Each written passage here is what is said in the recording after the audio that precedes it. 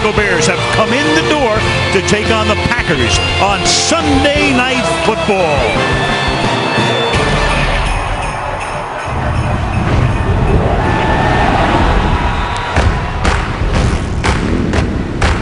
America, it's time. Sunday night is the night where the stars come out to shine. Under prime time lights is more than a fight. It's where heavyweights collide. Tonight, the Bears and Packers lay it all on the line. All right, Sunday night, where are you? Waiting for the game that bleeds red, white, and blue. You want some football? We want it too. Hey, Jack, it's a fact. The show's back in town. Packers and the Bears in a Christmas showdown. The stadium's rocking. Time to crank up the sound. The NFL's best have come to play. Coast to coast, there's just one thing left to say. I've been waiting all day for Sunday night. Get on your feet for a holiday fight. Know every game, it's every fan's right. That's why we're waiting all day for Sunday night. Rodgers throws in the end zone. He goes touchdown. Oh my goodness. And Devin Hester is off to the races. Sunday night football on NBC. Al, Ed, and Chris are the best on TV. Stars are out, it's the place to be. 'Cause the NFL rocks on NBC.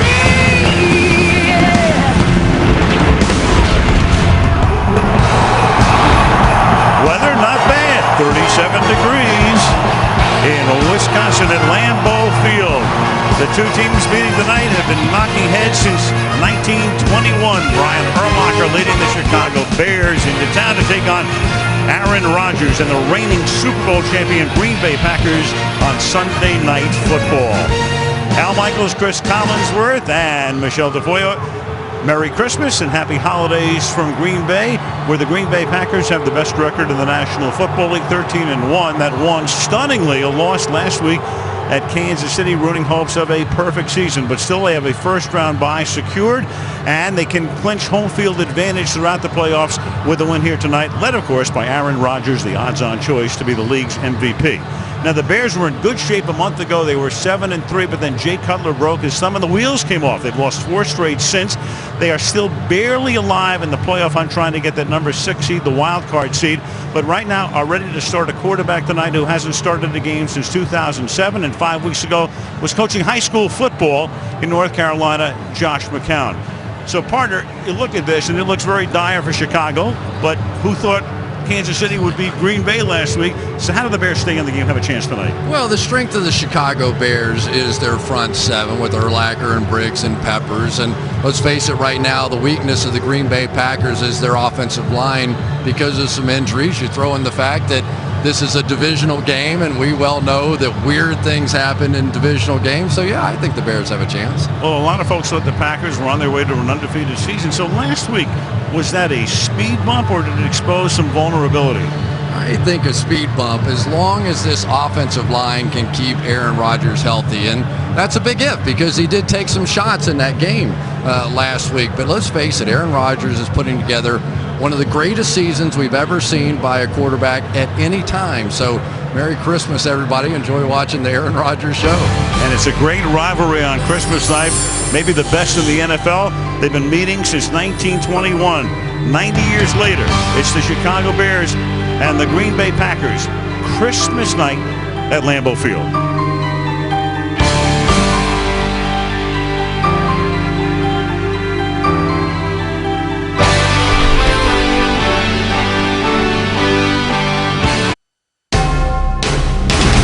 NBC Sports, home of Super Bowl 46, welcomes you to the following presentation of the National Football League.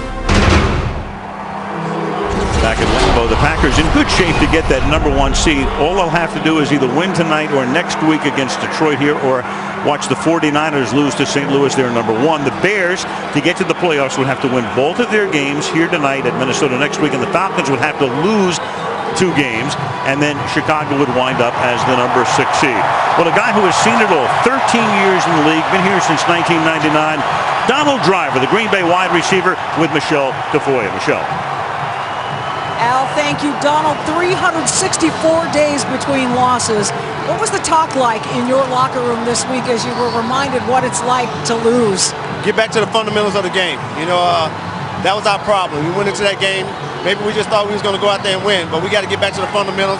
We had a lot of mental mistakes and a lot of drops in that game. We had to correct them. We correct them. Now it's time to play ball.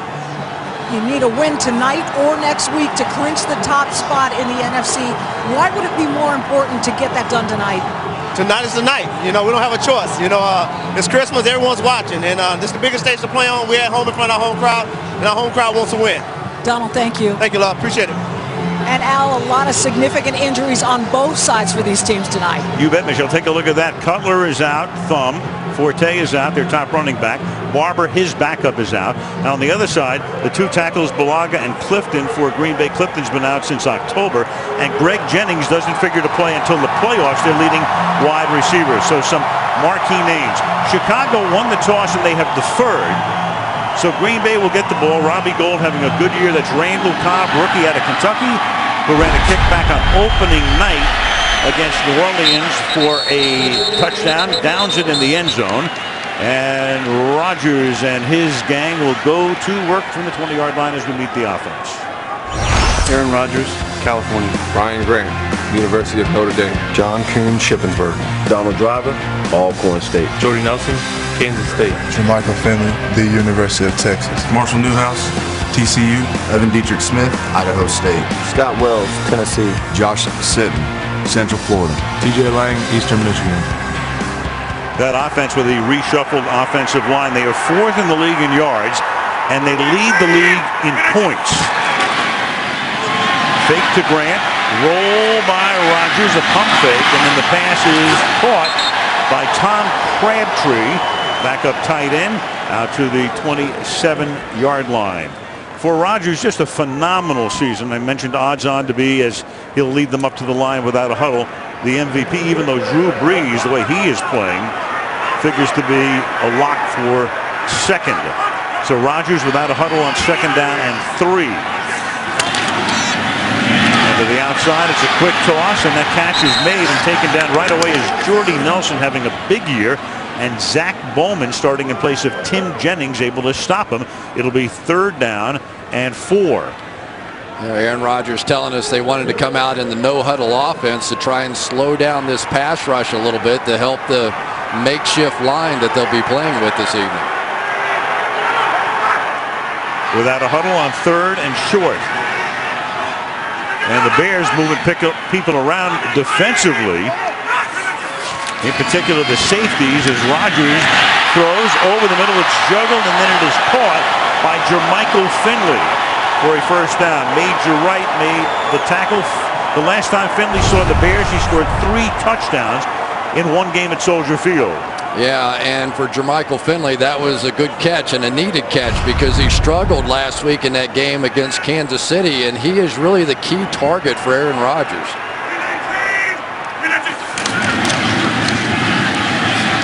Now Grant to the 40-yard line. He's taken down by Briggs. We'll see Grant. We'll see a lot of James Starks as well in the backfield running the ball for Green Bay.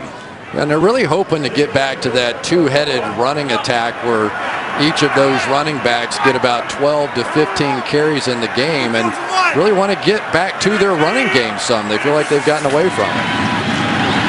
Rodgers under pressure, dumps it. That's Grant on the screen. Grant taking off inside the Chicago 40. Finally tackled at the 28-yard line. Josh Sitton, the right guard, with a good block, and that sprung him at the outset. You're going to get one of these zone blitzes coming here as people drop out on the other side, throw the screen right into it. It allows the blockers to get down in front. Josh Sitton with a good block, and there we go. 32 yards, longest reception of his career, and now it is Grant again, and Brian Urlacher makes his first tackle of the game after a pickup of 2, 2nd and 8. Well, Brian Urlacher is going to be the guy, sort of the plugger in the middle right here. He's the guy that's in charge of some of those crossing routes. He'll drop back in the middle of the field. He is really on so many levels the key to this defense. Now James Starks comes into the backfield, number 44. He and Grant figure to alternate. Opening drive of the game after Chicago deferred. They wanted their defense out on the field. Rodgers with great presence in the pocket, throws, and that's going to set up a first down, first and goal with Jordy Nelson tackled by Bowman. Well, the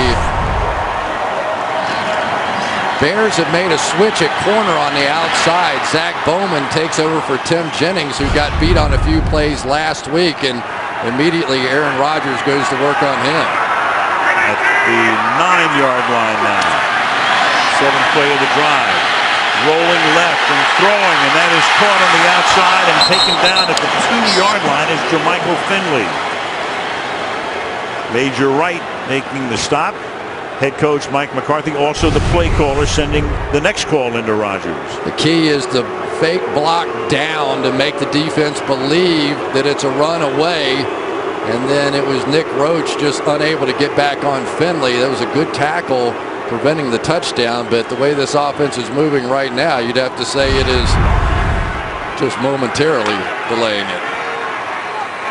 Touchdown on their first drive, 4 of the last 5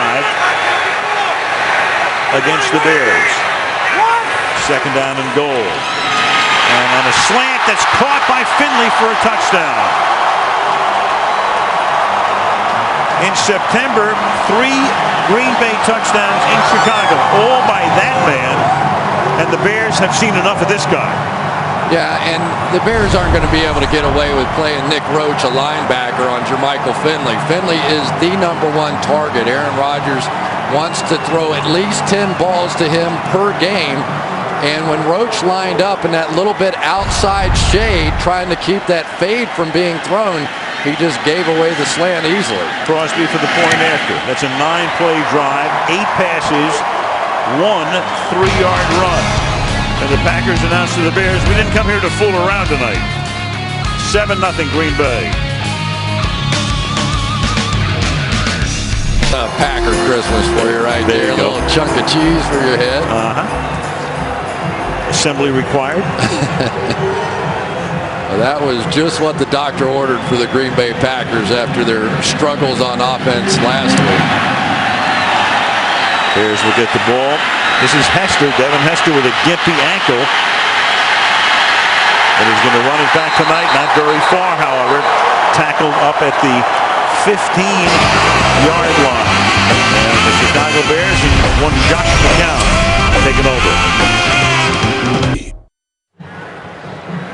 Well, Josh McCown played his college football at SMU for 3 years and then transferred to Sam Houston State, drafted by the Arizona Cardinals back in 2002. 3rd round. This is his first NFL start since 2007 with Oakland, and they begin on the ground with going with their number 3 running back. That's Khalil Bell, picking up about 5. And let's take a look at the Chicago offense. Josh McCown, Sam Houston State University. Khalil Edward Bell, UCLA. Tyler Klutz, Fresno State. Roy Williams, Texas. Earl Bennett, Vanderbilt. Kellen Davis, Michigan State. Jamarcus Webb, West Texas A&M. Evan Williams, DeMatha. Roberto Garza, Texas A&M Kingsville. Chris Spencer, East Florida Middle School. Lance Lewis, LB Landry High School.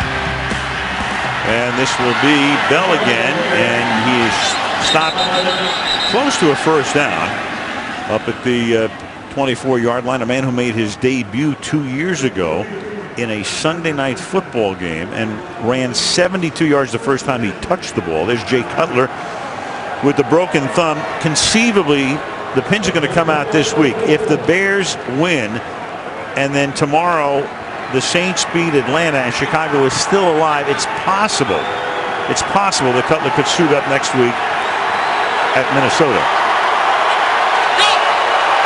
It's a first down for Bell at the 24-yard line, and now McCown has to take a timeout. And all season long, the Bears have taken a lot of early timeouts, as they do here. That was Friday night, some snow flurries in Green Bay, but clear skies tonight. Temperature 37 at game time after the timeout, the handoff going to Bell, who's carrying on all 3 plays. And it will be 2nd and 7. Let's take a look at the Green Bay defense. C.J. Wilson, East Carolina. B.J. Raji, BC. Clay Matthews, USC. A.J. Hawk, The Ohio State University. Desmond Bishop, San Francisco City College. Eric Walden, Middle Tennessee State. Charles Woodson, University of Michigan. Sam Shield, the U. Charlie Pepper, Roll Tide. Morgan Burnett, Georgia Tech. Tremont Williams, Louisiana Tech.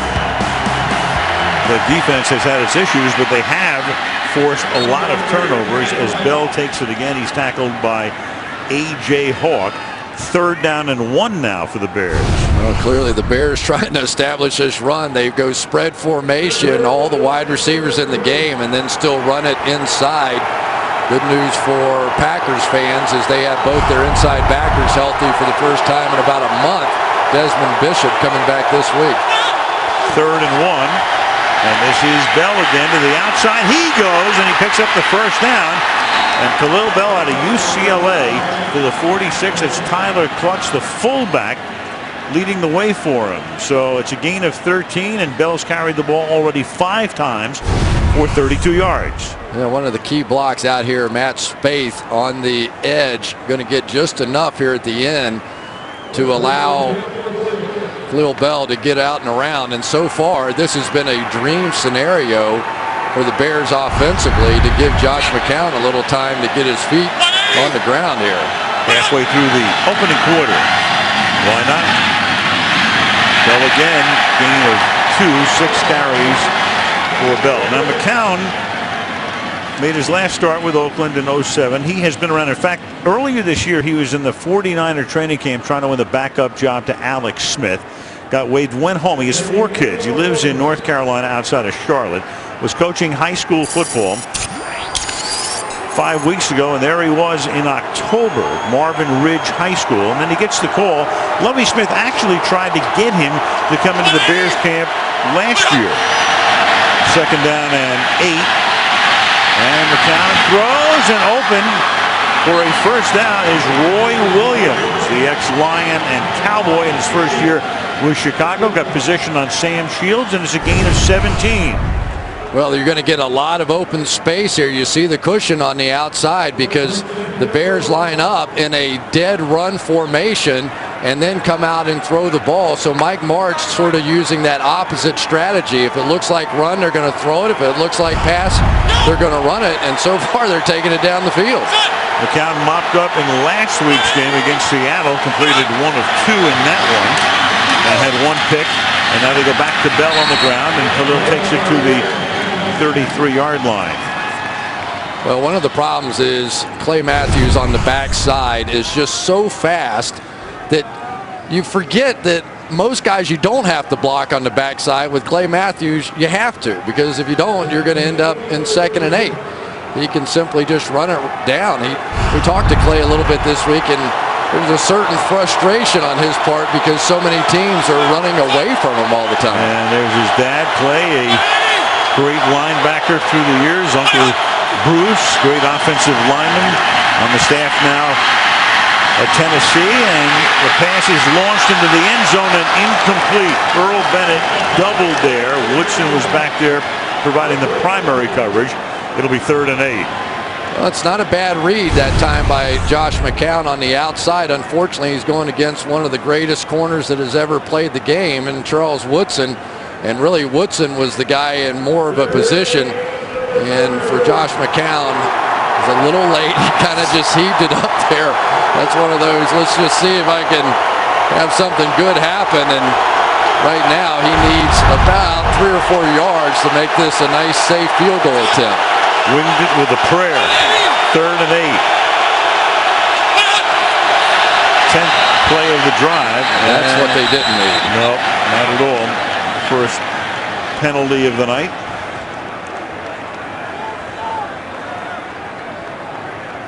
Delay game. Offense. Penalty. 3rd down. John Parry is tonight's referee. It'll be 3rd down and 13. And you see it happen so many times when new quarterbacks come in the game. And one of the things Josh McCown admitted that was so difficult about playing quarterback with Mike Martz is there's a lot of verbiage in the play calling. So by the time it gets to him, and as a new quarterback, he spits it out, a lot of times that clock is running. And you saw Martz shaking his head upstairs. Ball at the 38 now. Another flag, and that is caught. And this is Dane Sanzenbacher, who comes close to picking up a first down as he takes the ball to the 25-yard line. But Parry has another call to make here.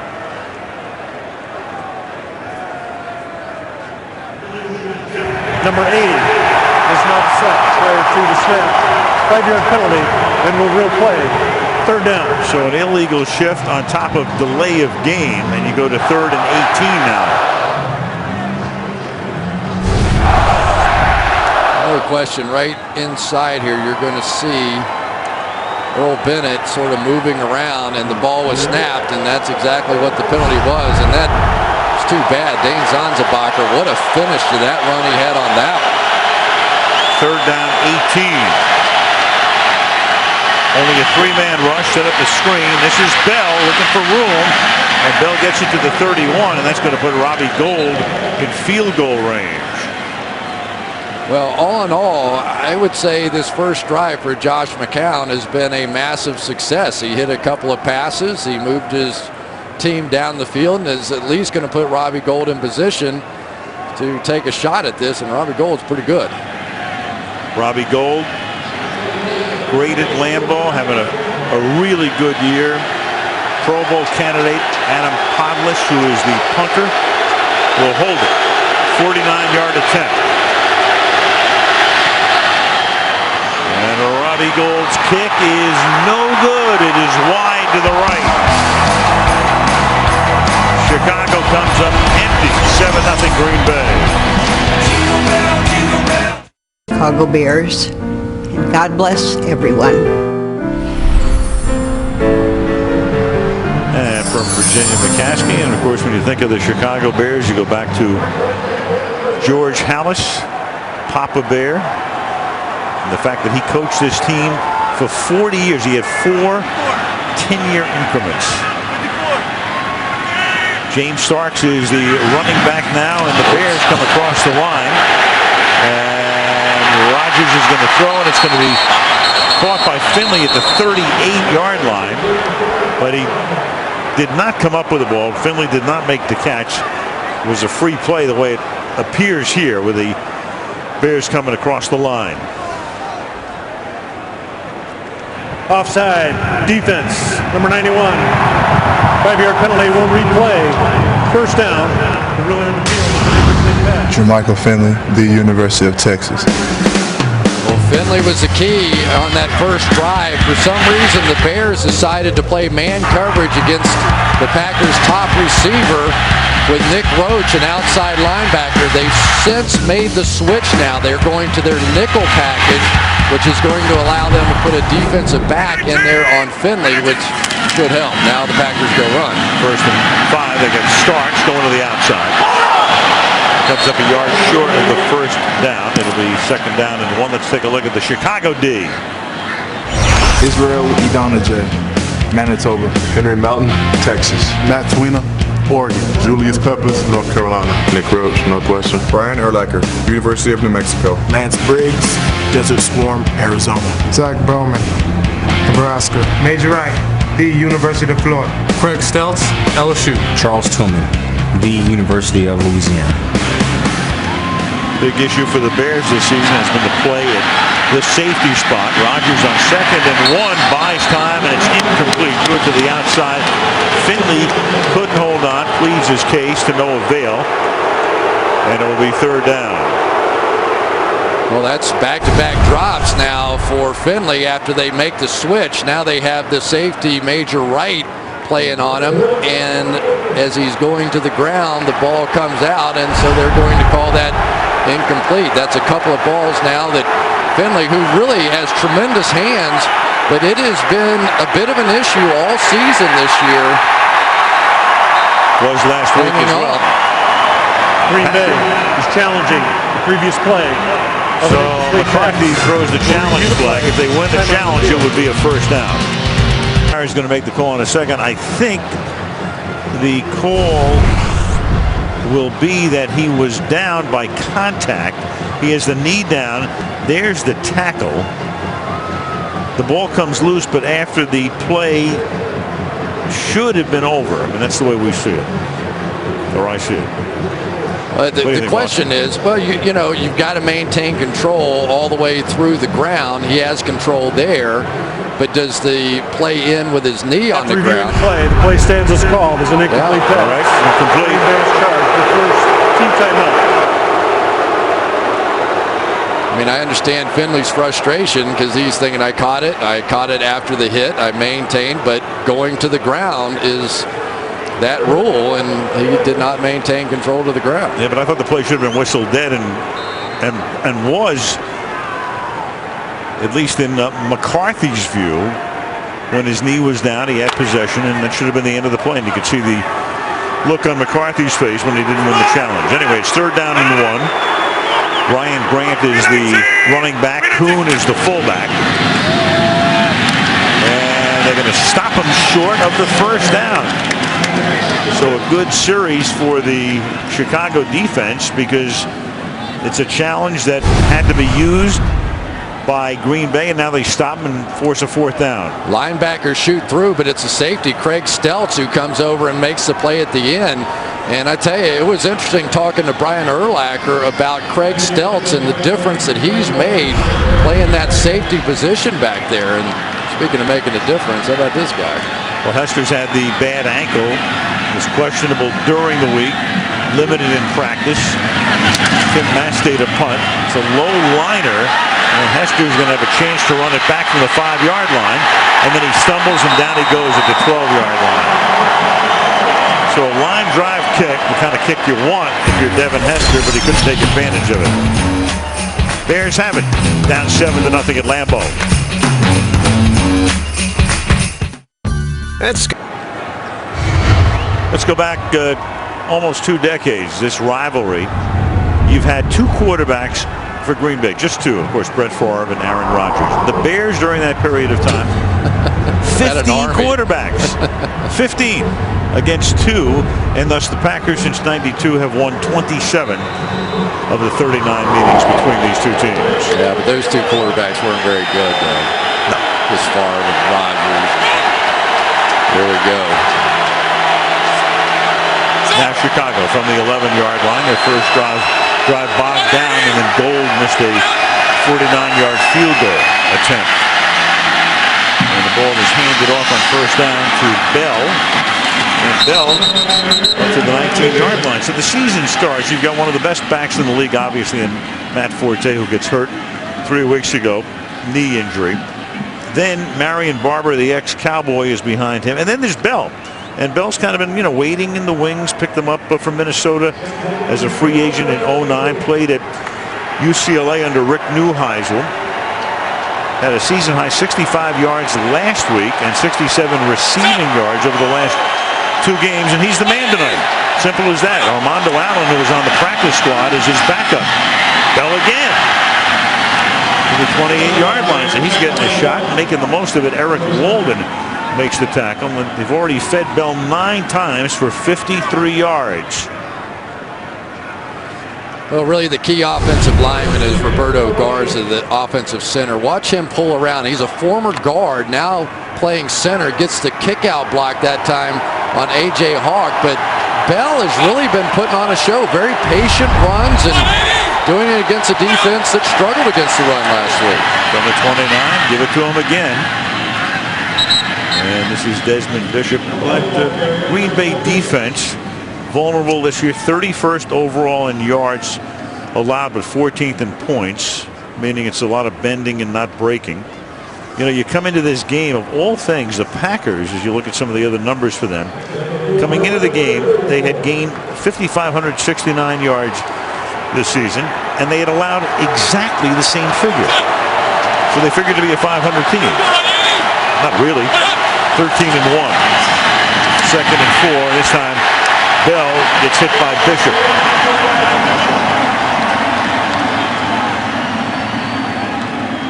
There's no question getting Desmond Bishop back in the lineup has been key. Talked to Dom Capers. Here's a guy that has the ability to really disrupt, and they miss him almost as much in the pass rush department as they do just trying to stop the run. Really, the guy that they miss stopping the run is Ryan Pickett, who's missing his second straight game on the defensive line with a concussion. 3rd and 4. 10 seconds to go in the quarter.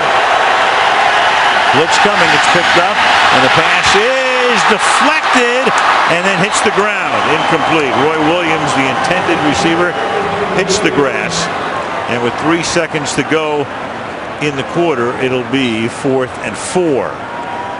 That's Woodson slow and getting up. That would not be good. He is the key in many ways to this defense. You see Woodson almost bait the quarterback into this throw. He starts out outside, gets his hands on the ball, and this very nearly turned into a back-breaking turnover. But Tramon Williams unable to make the catch. So holding his knee, Woodson to the sideline. Here is Podless to punt, and Randall Cobb, the rookie out of Kentucky, 2nd-round draft choice, back to return it. High floating kick. Made at the 24. That's where Green Bay starts the second quarter. End of 1. Green Bay 7, Chicago nothing on Christmas night at Lambeau, and Sunday Night Football resumes after these messages.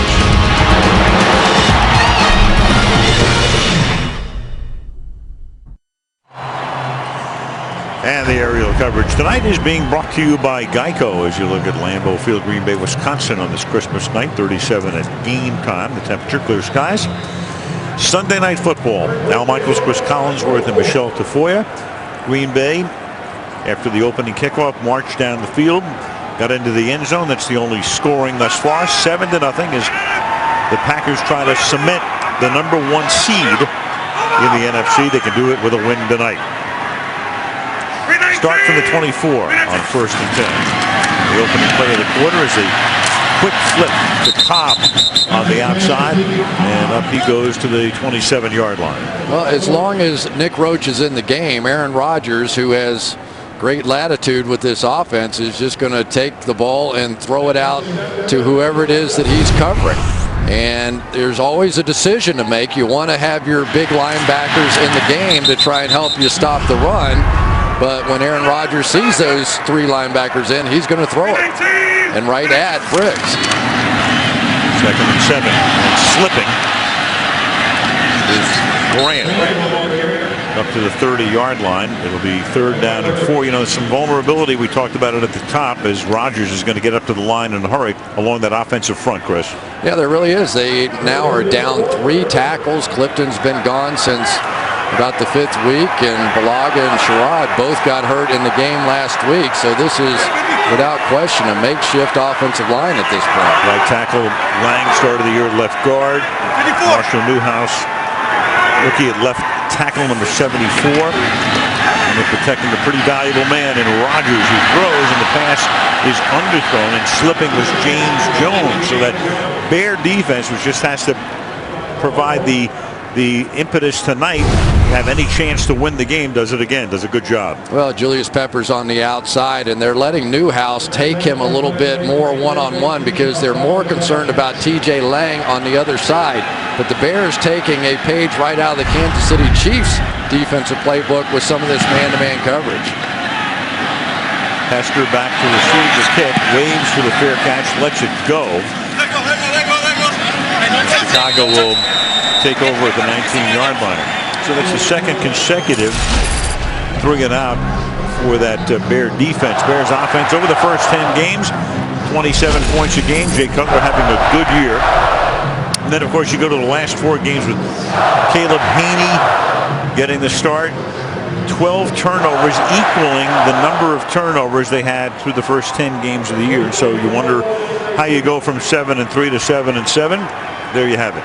Yeah, they did a good job a little bit later. They started off the season 11 sacks in the first 2 games, and then Cutler kind of pitched a fit a little bit, and they got the ball out a little faster, only 1.5 sacks per game after that. But After Haney came back in, it was the same old story. This is Armando Allen who comes off the practice squad as the backup back to the 21. Also for Green Bay. Now Woodson is back in the game. So he was holding his knee, but then was in on that play. So Armando Allen, rookie out of Notre Dame, making his NFL debut right here. A little bit of a scat back out of Notre Dame, a change of pace guy. He'll give him a little something different. Bill Bell has been playing great. I'm sure they don't want to wear him out. He's getting the heavy workload so far. 2nd and 8. Bang.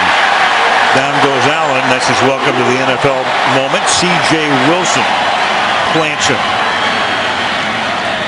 Well, right now the Bears are going to have to prove that they can throw the football, because here's Charles Woodson right here, and they are just going to play everybody down in the box and make it awfully tough to run the ball until Josh McCown can prove that he can beat them throwing the ball. But that's a big play for C.J. Wilson, who's filling in for Ryan Pickett. Khalil Bell back in, flanking McCown on 3rd down and 9. Blitz coming, and McCown throws to the outside, and that's Williams making the catch in front of the Chicago bench. Got position on Pepra, and it's a 20-yard gain on a 3rd and long. It's a good job hanging in there by McCown. Here's the outside receiver, had the corner blitz coming off of it, and McCown was about to take a pretty good shot, but he hung in there. He knew that Roy Williams was going to get there if he could just wait. And for Roy Williams, that's a nice pitch and catch. Watch Roy in practice on Friday. He's been battling the flu all week. Looks like his legs are a little sore, but he's giving it the best he can out here tonight. Down. Sets up the screen. Bell. Bell loses the ball. Got hit by Clay Matthews, and then McCown comes in to save it for Chicago. Forced fumble, but Chicago maintaining possession. 2nd down and 13. Big shot by Clay Matthews, but watch Josh McCown steal the ball from Eric Walden, outside linebacker, and he just snatched it away from him.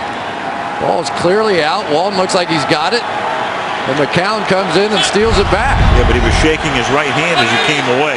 Armando Allen now back in the running back, and they give it to the rookie, and he'll chug his way up to the 41-yard line. Go back and look at McCown coming in to wrest it away from Walden. Yeah, first of all, there aren't many quarterbacks that would have even gone in that direction. But McCown said, hey, I know this is my shot. And I asked him, I said, have you thought about the ramifications of this game? If you have a good game, maybe you're not coaching high school football next year. And he said, you know what? I can't do that myself. I'm just going to enjoy the moment the best I can. Play as hard as I can out there. 32-year-old McCown, his brother plays for the Jacksonville Jaguars, was able to flip it out, and that's going to be a 1st down for Bell all the way to the Green Bay 39-yard line.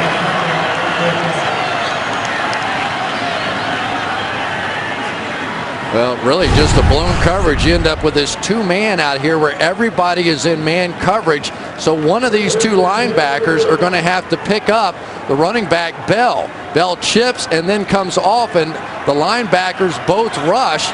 Just a big mistake by the Green Bay Packers defensively. 2nd, 3rd, and long conversion in a row. That was a 3rd and 8. Allen is the back. And Allen takes the ball to the 34-yard line. And the way Green Bay started out tonight, taking that opening drive all the way down the field, going basically no huddle, who would have thought that at this point of the game, Green Bay would have 90 yards and Chicago would have 136. Well, Al, we saw it last week against Kansas City. It was time of possession. It was running the ball. It was controlling the clock. It was taking pressure off the quarterback. And so far, the Chicago Bears have done the exact same thing. The Packers have issues stopping the run. 2nd and 4. And this is Allen. To the 27-yard line he goes. Well, right now up front, these guys are just dominating. They're pushing the Green Bay Packers backwards. And when Ryan Pickett is out of the game, here's a 340-pound man who hasn't played the last 2 weeks. And I didn't think it would show up quite this much, but it is once again. And again, these big Bears tight ends are almost like additional tackles on the outside. And they go and clutch the fullback here. Allen to the outside. Oh, what a play. And Woodson comes in to make the tackle. Oh, that was some play because Tyler Klutz, the fullback, had Charles Woodson dead to rights on the outside, and Woodson just shedded the block and ended up making the play. Woodson was the leading tackler in the game against Kansas City, comes from depth. Klutz is going to try and cut him. Woodson has no part of it, jumps right over and makes a big tackle. Same Woodson who was clutching his knee when he had to come out on the last drive. 2nd and 5. And it's picked off by Matthews. So Matthews, who had forced the fumble, and Chicago was able to retain possession on the recovery on the count, now barking at himself, threw it right in to the chest of number 52. You're a mean one, Mr. Sunday Night Football brought to you by DirecTV. If you call yourself a sports fan, you got to get DirecTV. By Nissan, innovation for today, innovation for tomorrow, innovation for all. By Subway Restaurants, get your own Subway steak melt today. And by Bud Light, the official beer sponsor of the NFL. Here we go. Packers, the holiday tradition of visiting local children with cancer. The children enjoying arts and crafts, pizza dinner, ice cream with their favorite players. And there's nothing like the Packers in Green Bay in terms of a connection to a community. Smallest market, of course, in the NFL and all of the major team sports. And a special place is Starks takes the ball to the 27-yard line. Well, I think tomorrow in films, Khalil Bell is going to catch the blame here. Right out here is Clay Matthews, and on these quick throws, the back has to cut the outside linebacker. See him hesitate, which allows Matthews to get his hands up for the interception. They will coach him to the point where just throw at his knees so you get those hands down. That time Bell hesitated, and it cost him an interception. 2nd and 9. Good cat and mouse there by Matthews. And he flips it off to the side to Starks to the 33-yard line. Oh, yeah. Rodgers holding his hand. Oh, after watching Romo yesterday, this was some play by Rodgers. Just seeing this thing and giving a little side slingshot here, but looks like he's going to catch the helmet of one of the Bears, Julius Peppers. And those hurt. We'll keep an eye on him. 3rd down and 3. Right off the bat, we can tell if it's an issue or not here as he spins to his left and then throws, and it's out of bounds. And once again, that Chicago defense keeping this team very much in the hunt. Well, a couple of things here. One, Brian Urlacher is sort of playing the spy in the man coverage. This time he picks up Starks, but also has the speed to sort of run down Aaron Rodgers.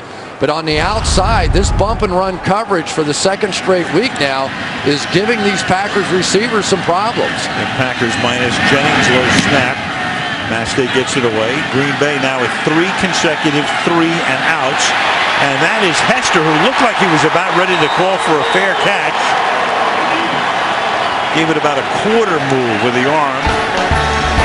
And gets tackled at just about that same spot. Chicago with the ball.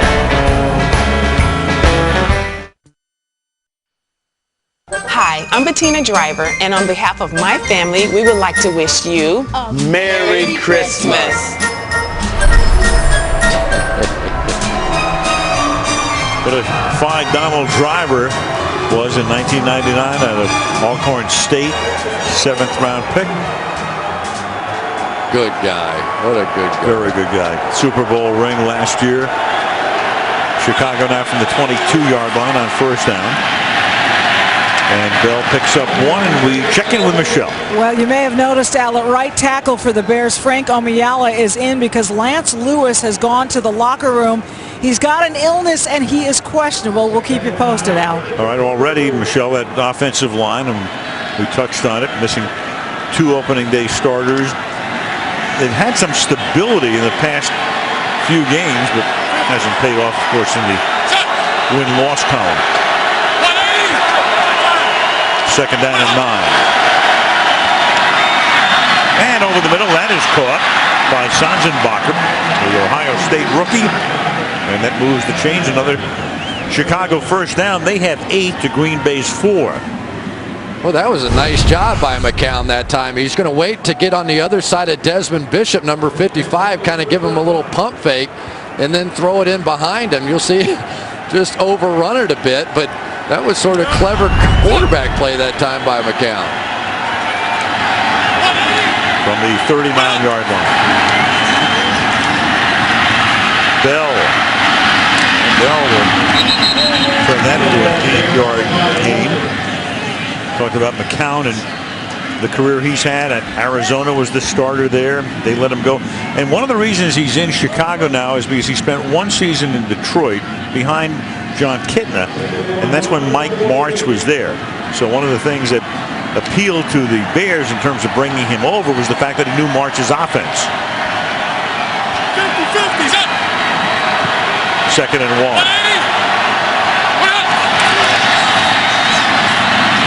And Bell cuts it back inside the 40 and out of bounds at the 33-yard line. Khalil Bell, the number 3 back, having to start tonight because of the injuries to Forte and DeBarber, goes 20 yards. He already has 89 yards tonight. Nice job here by the big tackle, Jamarcus Webb, working against Green on the inside, who really just does not get off that block, allows the cutback. But I tell you, the thing that impresses me most about Bell is his patience. Most young runners, they want to run as fast as they can up to the line of scrimmage, and they don't let that blocking develop. He's been very patient on these runs tonight. Allen. He goes to the 20-yard line. A gain of 13 before he is forced back. And another Chicago first down. And they are dominating in every category. Well, it's so interesting to have a former guard in Roberto Garza playing center. Watch him pull out in front of this play. Most centers aren't athletic enough to do that, and then they just dig Eric Walden out on the edge. And I tell you, these young backs, sometimes you never know what you have until they get a chance to play. And so far, Armando Allen and Khalil Bell have been great.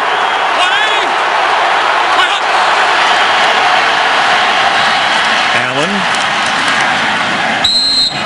Chicago's already run 31 plays to Green Bay's 18. Green Bay had that one drive, the opening drive, that's it. Chicago has 10 first downs to 4. Double the yardage. Time of possession, 17 minutes and change for Chicago, and less than 9 for Green Bay. Yeah, and Roberto Garza may need oxygen at the end of this drive. I've never seen a center pull as much as he has. Without question, he has been their best offensive lineman, and so much the key, making all the calls up front. 2nd and 8. Allen tackled by Matthews. Takes the ball to the 13-yard line. Now this entire offensive line really getting it done. This time, got Chris Bencher coming down. Nice double team block.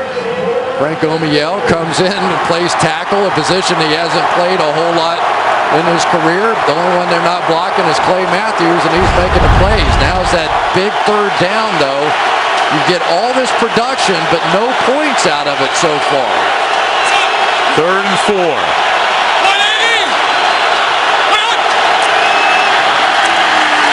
And the ball was juggled as A.J. Hawk meets the ball carrier Armando Allen at the line of scrimmage. And that goal will come in. He missed a 49-yarder earlier to try to give Chicago its first points of the night. And watch Charles Woodson come flying inside, which allows these linebackers to go backside and be there to make the tackle. Anytime you start getting something going, you better keep your eye on number 21, because he's going to do something you don't expect. Woodson that time tied up all the blockers. And before the field goal attempt, we go to the 2-minute warning, and the Bears are hanging in there. It's 7-0 Green Bay. Okay, here we are in Utah, and this is Sam and his Nissan NBC. Toyota halftime show coming up. Guys, we'll take a look at next week's Cowboy-Giants game on Sunday Night Football. Winner to the playoffs, losers done. How Tim Tebow can lead the Broncos to postseason play, and the updated NFC and AFC playoff pictures. Here's Merry Christmas, everybody. To you too. 35-yard field goal attempt by Robbie Gould. And Chicago finally gets some points on the board because they flagged down, so hold everything. It was 4th and 8. John Parry is the ref. It's like it's going to be maybe an offsides, but I don't think you're going to do that. I think you're not going to take the points off the board here. Because otherwise you make it 4th down and 3. You're going to keep the field goal anyway. And Robbie saying, no way we're taking that field goal off the board. Offside. Defense. Penalty's been declined. Result, 3-point field goal. So that makes it Green Bay 7, Chicago 3. The 12th. That is due time, 8 Eastern and Pacific, 7 Central and Mountain right here on NBC. Christmas night, Lambeau Field in Green Bay, Wisconsin. And the Green Bay Packers, big favorites, looked like it on the opening drive, marched down the field, went in for a touchdown, and since then, 3 3-and-outs. And Chicago has dominated on the ground, but they have only 3 points as the kickoff is fielded by Randall Cobb at the 1-yard line. And Cobb with a good return out to the 36-yard line where he's tackled by Corey Graham. 150, pair of timeouts left for Green Bay. They're up by 4 on Christmas night. Hi, I'm Charles Tillman, and on behalf of my 2 daughters, Talia and Tiana, I'd like to wish everybody a Merry Christmas.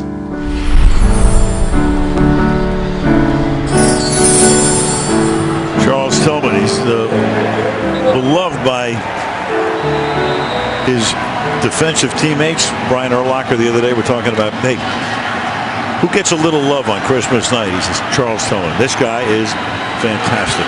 Day in, day out, 9th year in the league. The Bear corner, 1st and 10, as Chicago's defense has done a magnificent job since that opening drive. Rodgers steps away, and then the pass is underthrown. They had that 80-yard, 9-play drive on the opening series, and since then, 3 3-and-outs, and now a 2nd and 10. Well, the problem right now, Al, is you're getting pressure on Aaron Rodgers, and they're playing this bump and run coverage on the outside, and that combination of things is not allowing them to run their typical offense. So far, you asked me at the beginning, is this a speed bump? That speed bump's growing a little bit in my mind. 2nd down and 10. And Rodgers, open man is Jones. James Jones will take it all the way inside the 35-yard line. Not even out of bounds. Clock continues to run to the 34. A minute and a half to go. Well, and this is what beats this man-to-man coverage are these inside crossing routes. Nice job by Jones on that one, getting away from Tillman. And the protection held up that time, allowed that route to develop down the field. 32-yard gain. Still haven't seen a whole lot of Jermichael Finley since that first drive. He was the man who scored the touchdown to culminate that drive.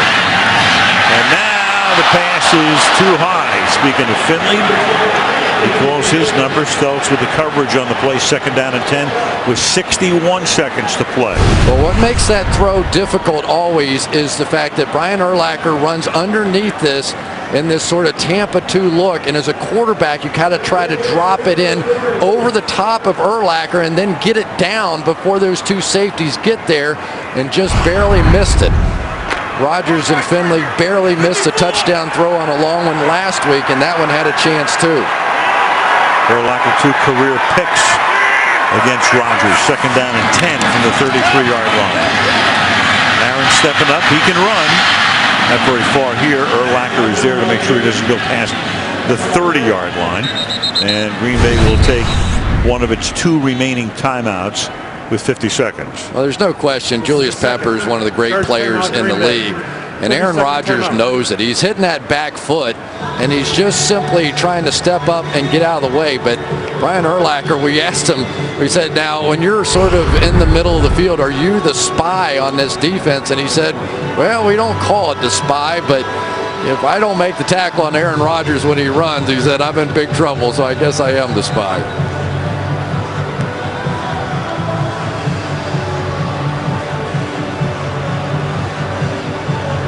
Good defense inside, though. This is a team that if they could somehow find a way here on this 3rd down to get off the field and only give up a field goal attempt, they would have to feel pretty darn good about this first half of football.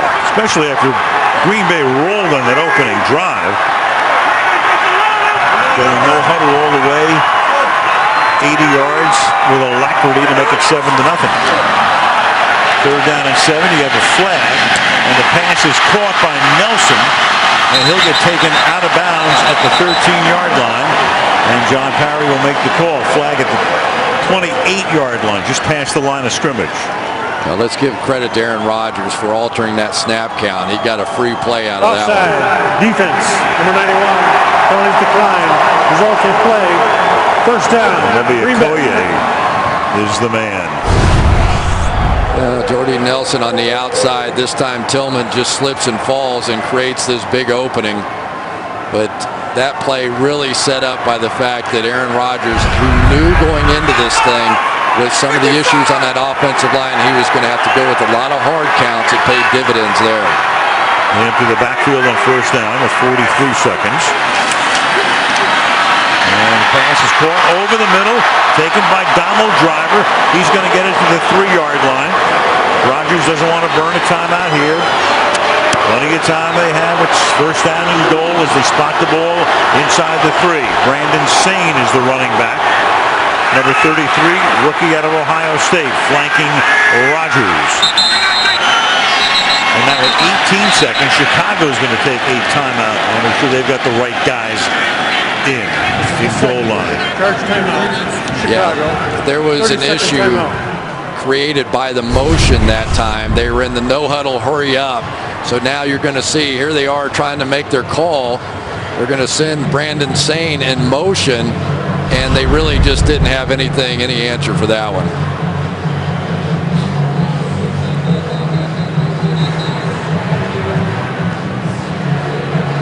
Rodgers 13 of 18 for 146. Did most of that damage on the first drive, with the rest of it here after those 3 and outs in between. Mike McCarthy, 6th year as the Packer head coach and the play caller, sends it in on 1st and goal.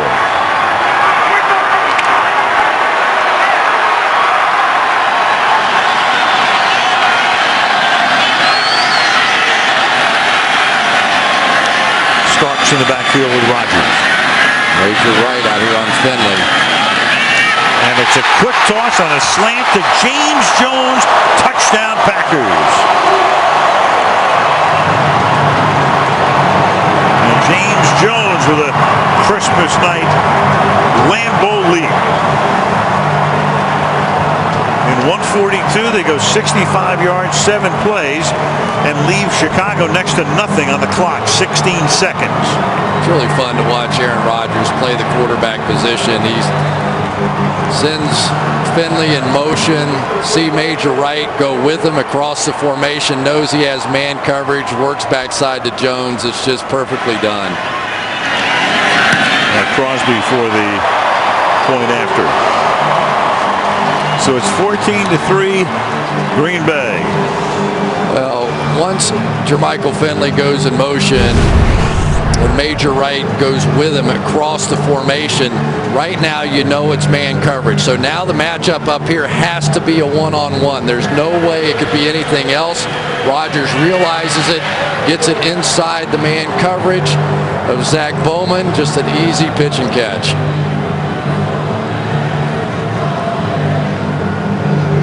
He's saying, go get way outside. Let's clear a little space here for ourselves. Because then he knew he was going to put Finley in motion off of that and throw the slant.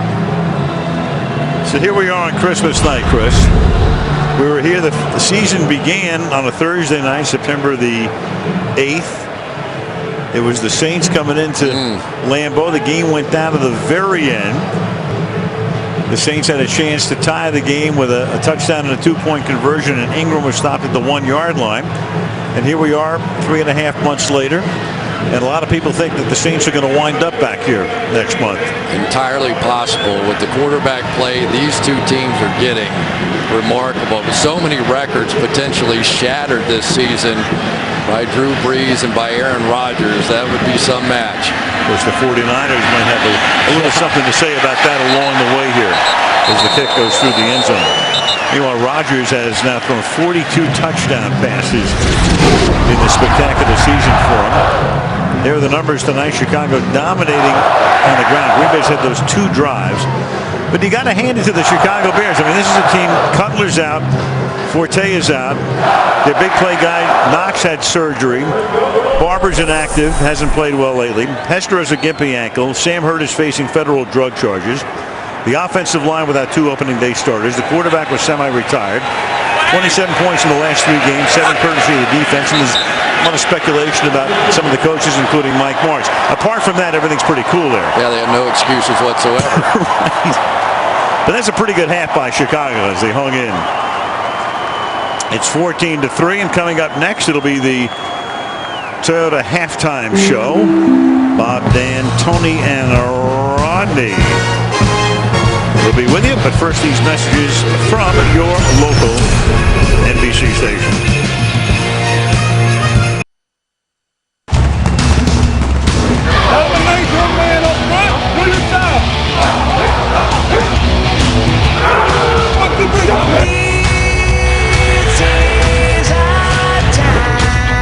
That's caught by Finley for a touchdown.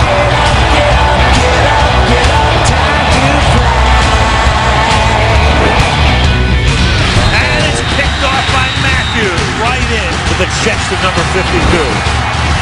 Right now up front, these guys are just dominating. They're pushing the Green Bay Packers backwards. And it's a quick toss on a slant to James Jones. Touchdown Packers. 14-3 Green Bay starting the third quarter. Al Michaels, Chris Collinsworth, and Michelle Tafoya. Lambeau Field in Green Bay. Let's check in with Michelle. Well, I just spoke with Lovie Smith at halftime. He's really pleased with the fact that they've been able to run the ball so well, and he gives a lot of credit to his offensive line, and he says that game plan will not change here in the second half. Spoke as well to Mike McCarthy. He expected to be attacked this way. He knew they were going to try to run on the ball, and he said, you know, we're missing some guys up front. But he said he told his team the scoreboard looks the way it's supposed to look. Time of possession is way out of balance. We got to fix that, get pressure on their quarterback, and try to stop this run. Al? Thank you, Michelle. And the time of possession is 19 minutes, 10 seconds for Chicago to 10:40 for Green Bay. Chicago outgaining them, out first downing them, but on the scoreboard it's 11 points for Green Bay.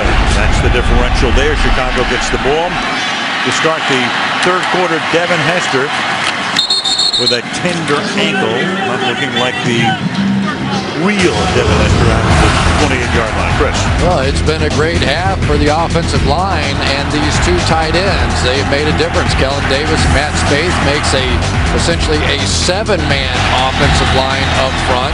And they've been getting good push, and the backs have been patient, sometimes pulling both the center and the guard in front, athletic up front.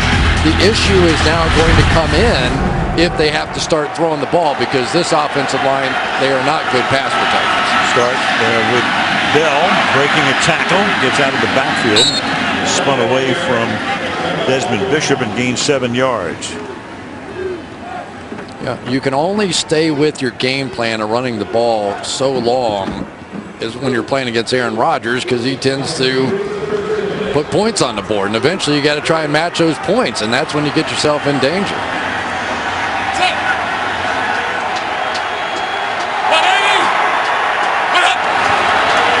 On 2nd and 4, Bell Cuts it back. Well, he's looking good tonight. After the 45-yard line, he goes behind a Matt Spate block. And Bell now 16 carries tonight, 105 yards for him. Well, a couple of different things here. They're not going to let Clay Matthews just going to go. They're going to put the tight end in motion and then pull him back across the formation. And those types of plays, the way that Bell has been running, has really made the difference. As long as they've kept Clay Matthews out of the play, they've had pretty good success running the football. Bell cannot turn the corner this time. Nothing but green shirts there. And forced out of bounds, loss of a couple. Yeah, now you're starting to see these linebackers flowing a little more quickly. That time A.J. Hawk got out in front of that pulling guard and forced him to bounce it wide. And now when you start getting those lateral runs without the cutbacks, now you've got a chance defensively.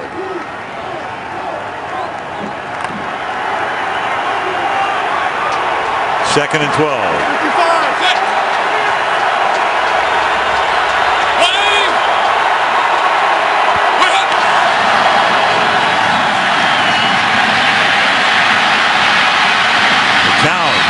To the 50-yard line he goes.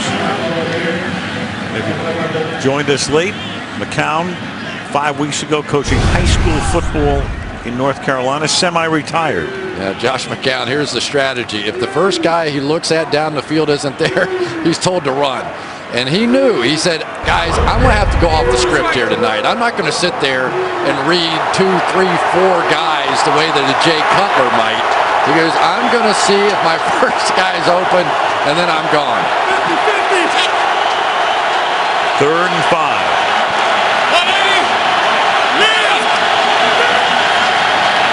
Blitz coming. They pick it up, and that frees the open man, Bennett, who's inside the 30, the 20. Bennett inside the 10, and Bennett takes it to the 1-yard line. Charlie Pepper for the moment saving the touchdown. So Green Bay sends the house that time. McCown able to hang in there, find Bennett, and he takes it all the way to a 1st and goal. Here comes the blitz out of the secondary. Khalil Bell goes the wrong way at first, but sees his guy coming off the edge, comes back. You get a slip in the defensive secondary, and finally, here's the one they've been waiting for. Tramon Williams goes to the ground, and the Bears have life with their passing game. And with the ball at the 1-yard line, Chicago has to take a timeout. Get the right guys in there. Bennett goes back to the bench. 14-3 with Chicago, 1st and goal. See. Bears had to take an early timeout, 18 timeouts in the 1st and 3rd quarters, tied for the most in the league. It's 1st down and goal. The ball is at the 1-yard line. Bell is the running back, and they give it to Bell. He swings to the outside, puts his head down, and he is into the end zone for a touchdown. He lost the ball, and Edwin Williams comes up with it. So you saw the beanbag come out, the ball loose at that point, and then Chicago gets a humongous break. I don't think there's any question this ball is out before the goal line. Good hit on the outside by Pepra and by Desmond Bishop. And Edwin Williams there to score the touchdown. No doubt about it.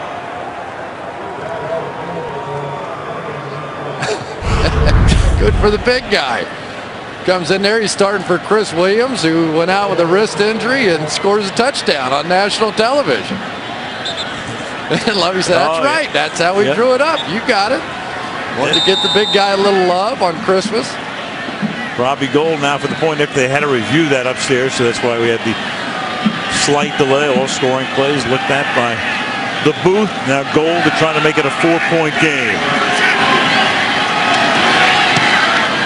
And he does. And how about the Chicago Bears hanging in 14-10 on Christmas night?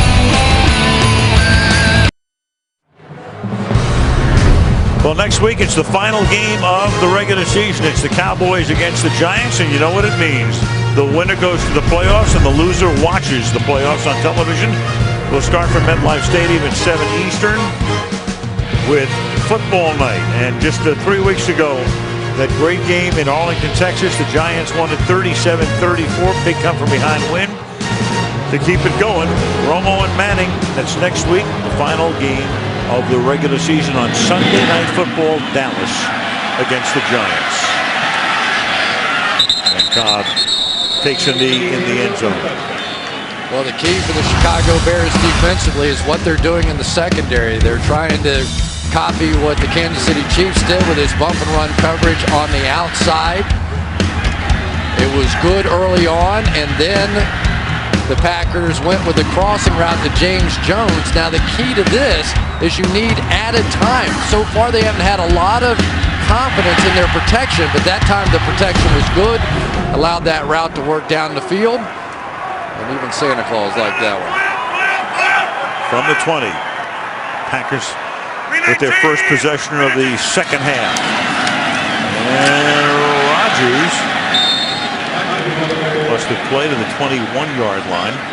You know, you're always talking about coaches saying if you can run the ball and stop the run. Well, Chicago tonight, 148 rushing yards.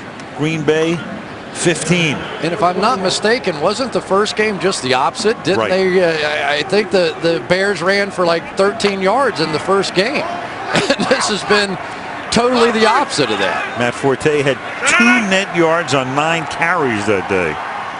Second down and 9. To the outside goes Grant. And Grant staying in bounds and takes the ball all the way out to the 45-yard line. That's a 24-yard gain, or more than they had gained all night until this point on the ground. It's got to be better than this by Julius Peppers. He has the edge. You can't allow this bounce out to happen. Newhouse got just enough of them. Looked like Nick Roach may have been trying to get over the top as well, and he got blocked, and there you go. You end up with a busted play on first down, and you run around the best player maybe you've got on your defense. Starks is now the back on first down from the 45. Quick toss, and that's behind Nelson and incomplete. Jordy Nelson is the guy who had a big day in the Super Bowl, dropped a couple of passes, but still put up some very big numbers. And I guess if there was a Super Bowl MVP runner-up last year, it might have been Nelson. Yeah, Jordy said every once in a while, I tell Aaron Rodgers I ought to get to drive the car a couple of days a week or something. You know, we had a little competition going on for the MVP. Caught 9 passes in that game for 140 yards and a touchdown. Second and 10. Play action, and that gives Rodgers all night. And when he has all night, he'll find somebody open, and it's Jordy Nelson for a touchdown.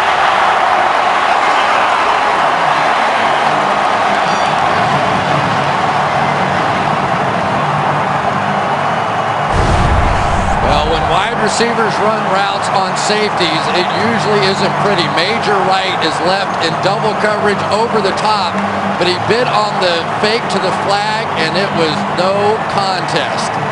We have seen big plays from Aaron Rodgers to Jordy Nelson all season long.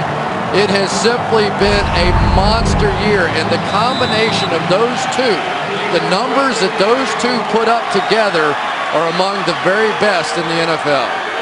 11 touchdown receptions for Nelson this year. Crosby to tack on the extra point. Nelson has scored a touchdown in every game at Lambeau Field this season. So when it comes to the Lambeau leap, he knows the roadmap. 21-10.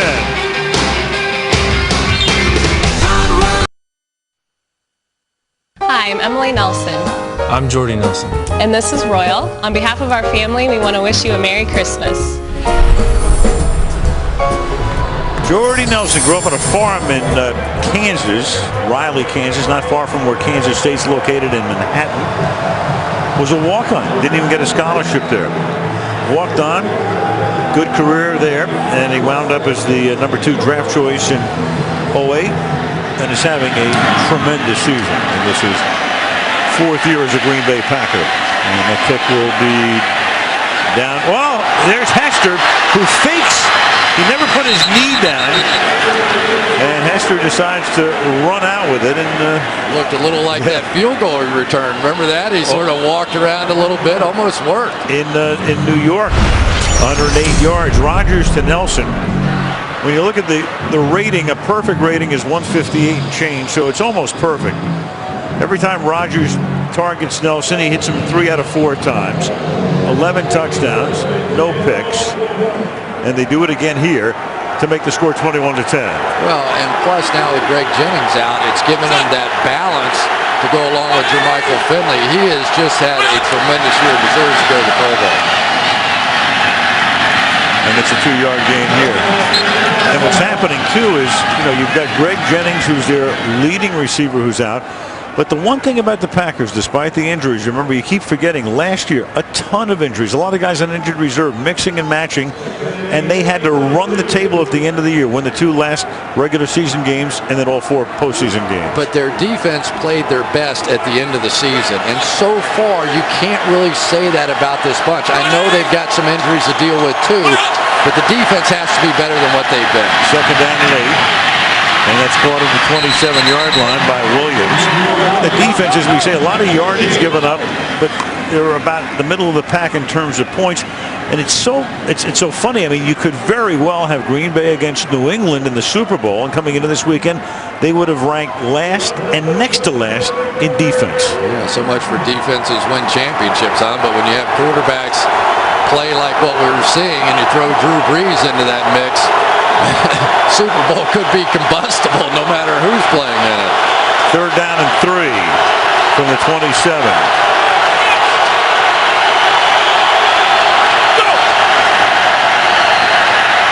And the pass is low and incomplete. That's Williams going to reach down for it, covered by Sam Shields, and it's 4th down.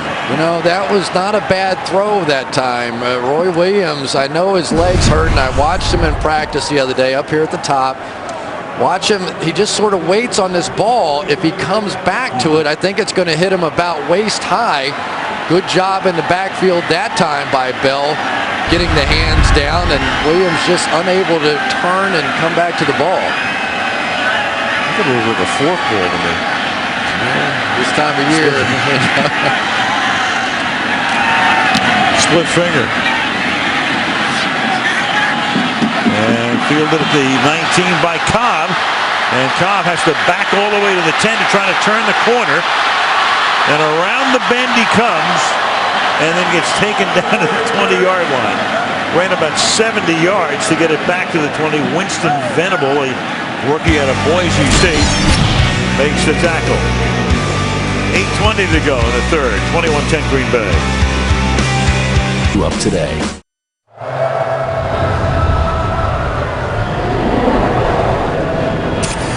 One of the most consecutive home games with a touchdown pass, Danny Marino. That's more than 2 seasons worth. John Unitas with 34. Aaron Rodgers 3 tonight. So that's 29 consecutive home games in which that man has thrown a touchdown pass. It was interesting talking to him. He said that last week was the first time that they had ever, as a team, discussed the undefeated season. And he thought that some guys reacted in a nervous way playing in that Kansas City game. He didn't know if that was the right idea.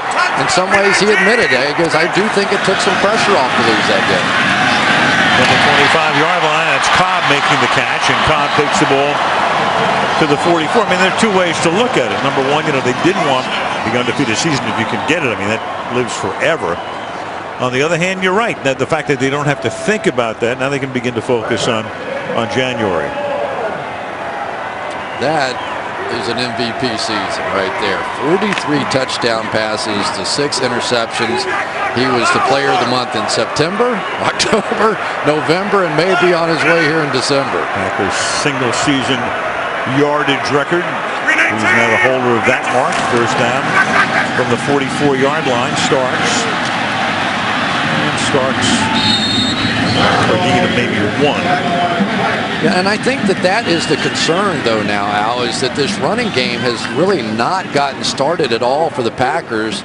And Mike McCarthy was telling us yesterday, he goes, hey, December football and January football is different in Green Bay. We we're going to be hosting playoff games, and we've got to get back to the balance that we had. We were a good running team. Starks in the playoffs last year, over 300 yards rushing after just about 100 in the regular season. Well, he came on at the end because they lost Ryan Grant on opening day, and Brandon Jackson was their leading rusher, and then Starks came on and was great in the playoffs.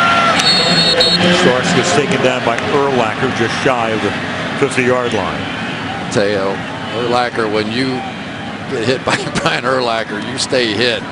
He does such a nice job. Really had to cover 2 gaps here. The fake is going to send him there, but then he comes back over the top of that double team and is able to make the play. Scott Wells, who is having another monster year, takes care of Briggs on the other side of that. Yeah. 3rd and 5.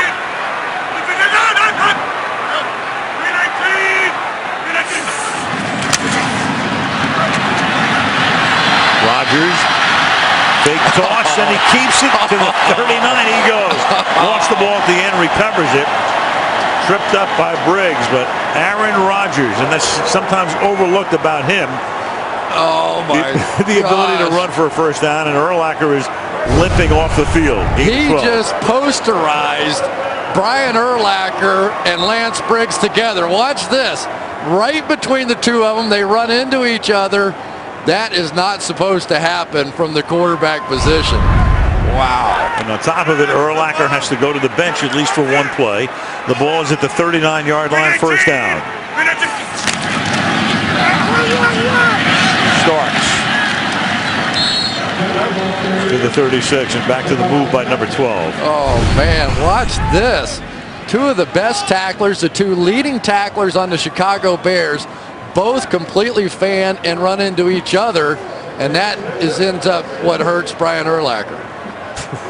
Wow. Yeah. He's saying, not only do I avoid the headache, I made a highlight tape or 2. That's 3 to 59. 2nd and 7. 319.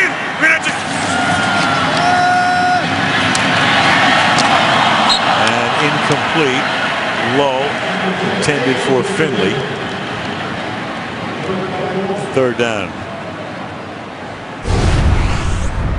Let's take one more look here at the hit that Urlacher and Briggs have on each other. Helmet-to-helmet contact, and then Briggs seemed to hit the knee of Urlacher as well.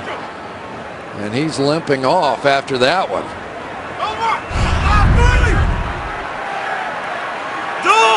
So Briggs in the game. Urlacher getting ready to come back into the game. 3rd down and 7.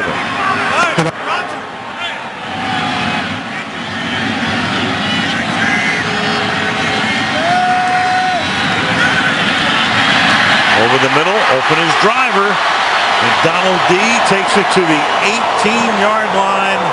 First down. Well, it's a little different inside when Urlacher is not in there. You're going to see the linebacker dropping back, and there's always a hole right over the center if you have enough time to wait for that to develop in the field. That Tampa 2, the Mike linebacker, has to run deep. And so far tonight, this offensive line, for all the issues they're supposed to have, they've gotten the job done. Drive started at the Packer 25-yard line. Again, Rodgers keeping it, taking it to the 16-yard line, and Rodgers upset because there was a blown assignment on that play again. Yeah, James Starks has been out for a while, and I just think he went the wrong way on this player, and Rodgers did a good job of just getting whatever he could. Everybody, you could almost see Rodgers' eyes going, where are you going? But 2 busted run plays on the same drive, and it hasn't even slowed the Packers down yet. And Starks goes, yeah, I'm sorry, and then you're going to take the chewing out. Well, know one thing, when he runs, it's not called by McCarthy. We said to Mike yesterday, how many times have you called a Rodgers run this year? He said, never. And that pass is incomplete, intended for Driver. Covered by Bowman, and that makes it 3rd down and 8. You know, one of the things that the Bears do all the time is they fake these inside blitzes by their inside linebackers. you always see them kind of snuggling up in here. And the reason they do that is they want your backs to have to commit inside in case those linebackers come. And that puts the outside pass rushers, Julius Peppers, Israel Adonijay, more in one-on-one situations against unproven tackles. No sacks in the game tonight for either team. 3rd down and 8. Rodgers hit as he throws, but he gets it away, and it's caught by Jones, who scored the earlier touchdown, and he has a first down at the 7-yard line. Well, it's not always a fake when they sugar those linebackers inside. That time, both inside backers come. Great job here by John Kuhn picking it up, and without those inside linebackers in coverage, now the middle of the field absolutely wide open. Another jump pass from Rodgers, and the drive stays alive. 1st and goal. Rodgers already with 3 touchdown passes tonight.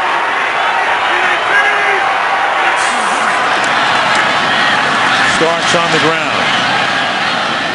Next to nothing. 2nd and goal. Ticking down to 2.5 minutes to go.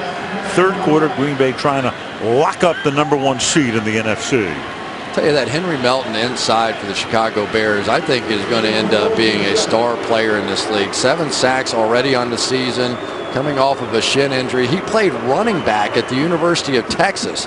How athletic do you have to be a starting running back at Texas?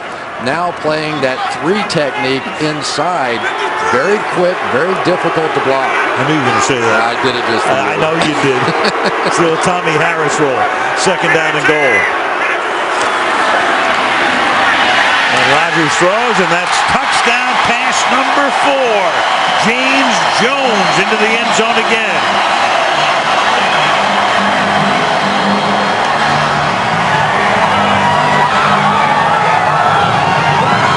Quickest way to a Lambeau leap is the old back shoulder throw. Zach Bowman getting the start this game, and yet he's been attacked consistently, replacing Tim Jennings. But I don't know what you do against these guys. And for the Green Bay Packers, these receivers really did not have a very good day a week ago against Kansas City. Big bounce back game for all of them, playing much, much better in this one. Mason Crosby with Green Bay's 28th point with 1:54 to go in the 3rd quarter. Packers taking control over the Bears. Deserving children and their families. I thought John Madden was the only one that could do that. Well, you've been on that bridge from Newport Beach to Honolulu, haven't you? Many times, yes. Paid that $5 toll. Takeoff fielded at the 5-yard line. Hester. And Devin gets taken out of bounds. Hester probably around 75% with that gimpy ankle to the 23. What do MVP quarterbacks do when they see a coverage they like? Give a little signal to their wide receiver, in this case James Jones. A little snake eyes play. Going to be a back shoulder throw. Zach Bowman is looking inside. He looks away. He's got to cover the fade. And then he just puts it on the back shoulder. Not a lot you can do about it. Snake eyes is normally good on don't pass, you know. I threw that one in there for you, too. I know you did. The 23-yard line on 1st down.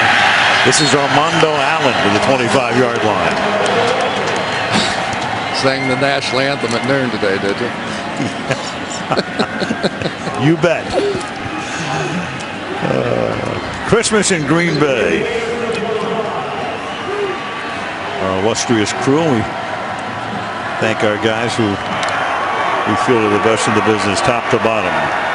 Spending the holidays here in northern Wisconsin. 2nd down and 8 with the ball at the 25-yard line.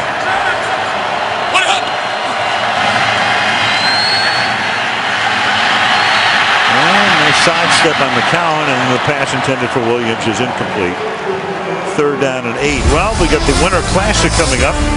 Rangers playing extremely well, as are the Flyers. And next Monday, from the home of the Philadelphia Phillies in Philadelphia, the Winter Classic right here on NBC.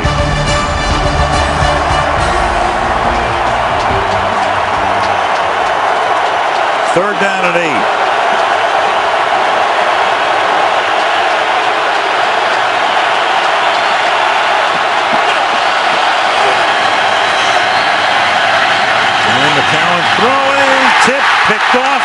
at the 45 by Charlie Pepra. And the Packers safety brings the ball back to the 34-yard line.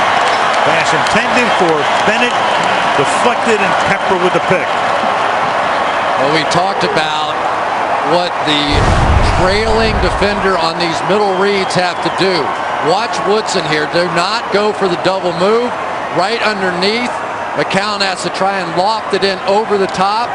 Just can't get it done, and Pepra, the beneficiary of that, comes up with the interception. So the Packers continue the trend this year. They have more interceptions than any team in the NFL. Clay Matthews had the big one earlier. Now it's Pepra with the next. And they've done it despite losing Nick Collins, their great safety in the second game of the season. So Pepra moves back into the starting lineup. Did a good job there at the end of last season as well. First down, ball at the 33-yard line. And Rodgers for Nelson, who adjusts, gets position. Flag is thrown for the moment. It's a first down at the 8-yard line. And the interference call is going to go against Bowman. I tell you, when you get it going the way that these two guys have it going. Pass interference, defense, number 27. Penalty's been declined. Result of the play, first down. Well, Bowman was there. They're going to call it on right. They announced his number anyway. Yeah, what does Zach Bowman do? You can't cover anybody better than that. And then the ball comes and it's that back shoulder. The only thing you really have a chance to do that he could have done better is turn around. But Aaron Rodgers is just one of those years, you know, and Jordy Nelson's having one of those years too. Someone's apologizing. Incredible. They said 27, but the penalty was on Bowman. 35. First and goal, the ball at the 8. Last half minute of the quarter. And Grant will take it to the 4-yard line. And the only people unhappy about this are the people in the north end zone, because they're going to have to look all the way down the field when the folks in the south end zone set up for what they hope will be another Green Bay touchdown in the Lambeau League. It's Green Bay at Christmas time. Everybody's happy. Right, both sides of the field. End of 3, 28-10, Packers. And Sunday Night Football on this Christmas night continues after these messages. Beau Field on this Christmas night, Green Bay. Al Michaels, Chris Collinsworth, Michelle Tafoya. From the UP, Upper Peninsula of Michigan, Steve Mariucci territory. The Upers. Second down and goal. This Pepper's been quiet tonight, hasn't he? Yep, he has 99 career sacks, so one more puts him into triple figures, but haven't called his name very often. And that pass is intended for Jones, and the flag is thrown. So Jones looking for his third touchdown reception, and Bowman is going to be the recipient of a second pass interference call on this drive.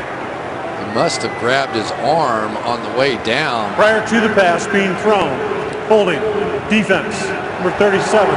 Half the distance to the goal, automatic, first down. I think it's 35. I think it's Bowman. Right out here. And I think he just grabbed him off the release. And for Bowman, this has not been fun tonight. Except for the fact that the last two penalties against him have been called on 27 and 37. And each one's been on him. Does that qualify as good news? I suppose. Take it where you can find it. First and goal. Grant behind Kuhn. Pass to Nelson. And he holds it in. Touchdown. Well, if you're going to give it to him, they're going to take it. You leave him one-on-one, he's going to throw it 100% of the time. And poor Zach Bowman's been left on an island all night long out there. There's nobody around. I don't think he can believe it. I don't think Aaron Rodgers can believe they're leaving his guys one-on-one on the outside down around the goal line. But these QB stats are getting to be record-breaking numbers, and not much of this season left. That's his 5th touchdown pass of the night. It's the third 2-yard touchdown pass he has thrown. And Crosby converts to make the score Green Bay 35, Chicago 10.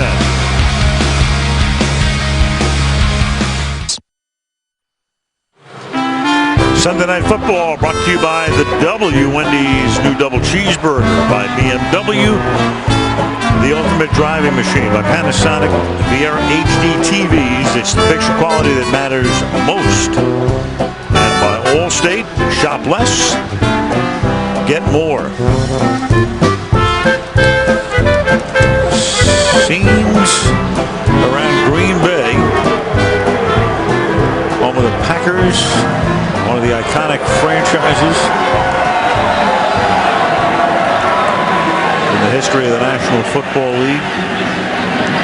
Right now in position to make another run at a Super Bowl championship as Devin Hester comes out of the end zone and it's bumped out of bounds into the Chicago bench up at about the 32. So in the two games this year, there's Rodgers against Chicago. 3 touchdown passes, all to Finley in week 3.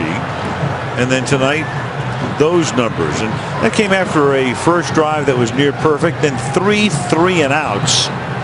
And then they put it together toward the end of the first half. And, you know, I mean, it's one of those nights where there's nothing but big smiles on the Packer bench. And when you reach the point where you got a lead like that, you got the backup quarterback who starts to warm up, and that's Matt Flynn.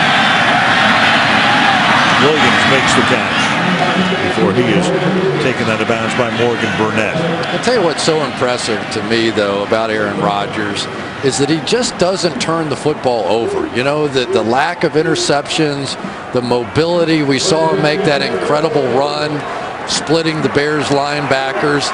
He's not losing the football, and when you can put up the kind of numbers throwing the ball and not have those turnovers, it's tough to beat these Packers. That was a major point of emphasis when McCarthy came in, as Bell takes it across the 50-yard line. If you go back to, you know, clearly the Favre era here, when the gunslinger was tremendous, and we'll go to the Hall of Fame, we know that. But take a look at that. From 04 through 07, his last 4 years, 79 picks. Rodgers half as many.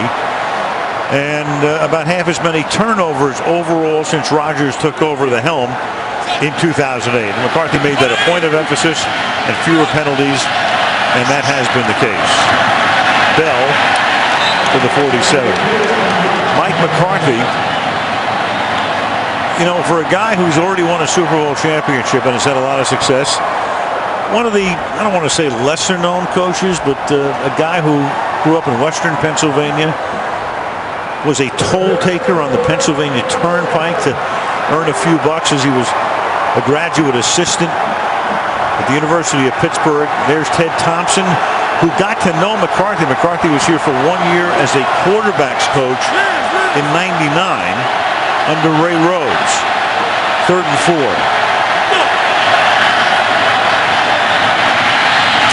And that will be caught for a first down as Kellen Davis, the big tight end, makes the catch. I'll tell you what impresses me about McCarthy is the humanity of the man. You know, he's just a guy kind of feel when he walks in the room, and very soft-spoken, but he was talking about Nick Collins, his outstanding safety, and he was talking about what a tough decision, almost a fatherly decision they were going to have to make on Collins. They certainly don't want to jeopardize him in any way, but he was such a great player. Can he come back and can he be healthy? But he had a much bigger picture view of that situation than just, I've got a great player, I want to get back. He was concerned about him as a person, as a father, as a husband.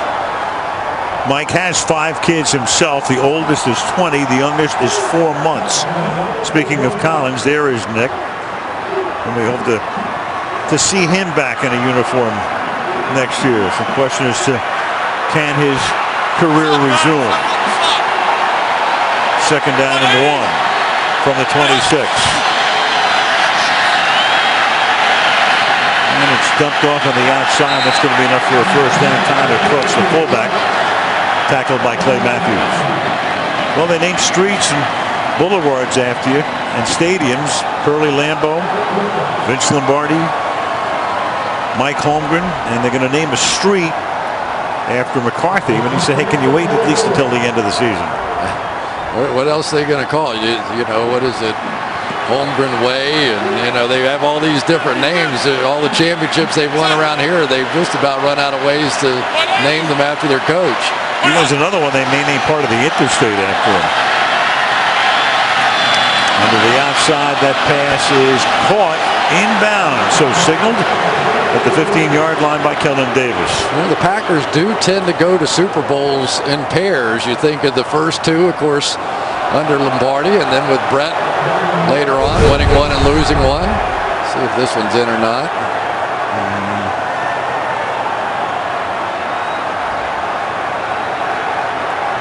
Well, McCarthy has one challenge left.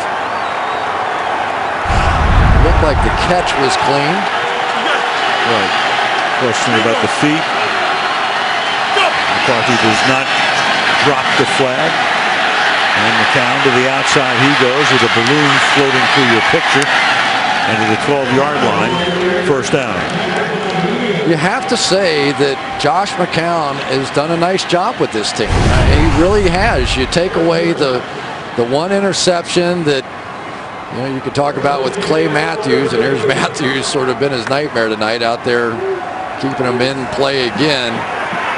But as far as a guy coming off of being a high school football coach and playing on national TV, pretty good. And Bell staying on his feet. And Bell, who's already over 100 yards tonight, to the 3-yard line goes Khalil. 121 yards on 22 attempts. Yeah, and I've got to say, Khalil Bell's been better than pretty good. He has been bouncing off of would-be tacklers time after time tonight. A very impressive performance by him tonight. I think he's going to get a much longer look. His only issue is that ball does tend to get away from him, and he did lose one on the goal line earlier tonight. And got away with it. Recovered by the lineman Williams on second down and 1. This is the 10th play of this drive. McCown will take the ball for a first down to the 1-yard line. Matthews is there to make the stop. It'll be first down and goal for Chicago. It's amazing where Matthews can come from and make plays. He was completely out of this. He's rushing up the field. McCown takes off and runs straight for the goal line, and he's able to get back to this somehow and make the tackle before he gets to the end zone. I mean, those two angles were not equal. Papa in the stands, he was a nightmare for us in Cincinnati. I know that. Playing with the Cleveland Browns, and this is Bell, and Bell tries to get in, but is a little bit short with 8.5 minutes to go in the fourth quarter.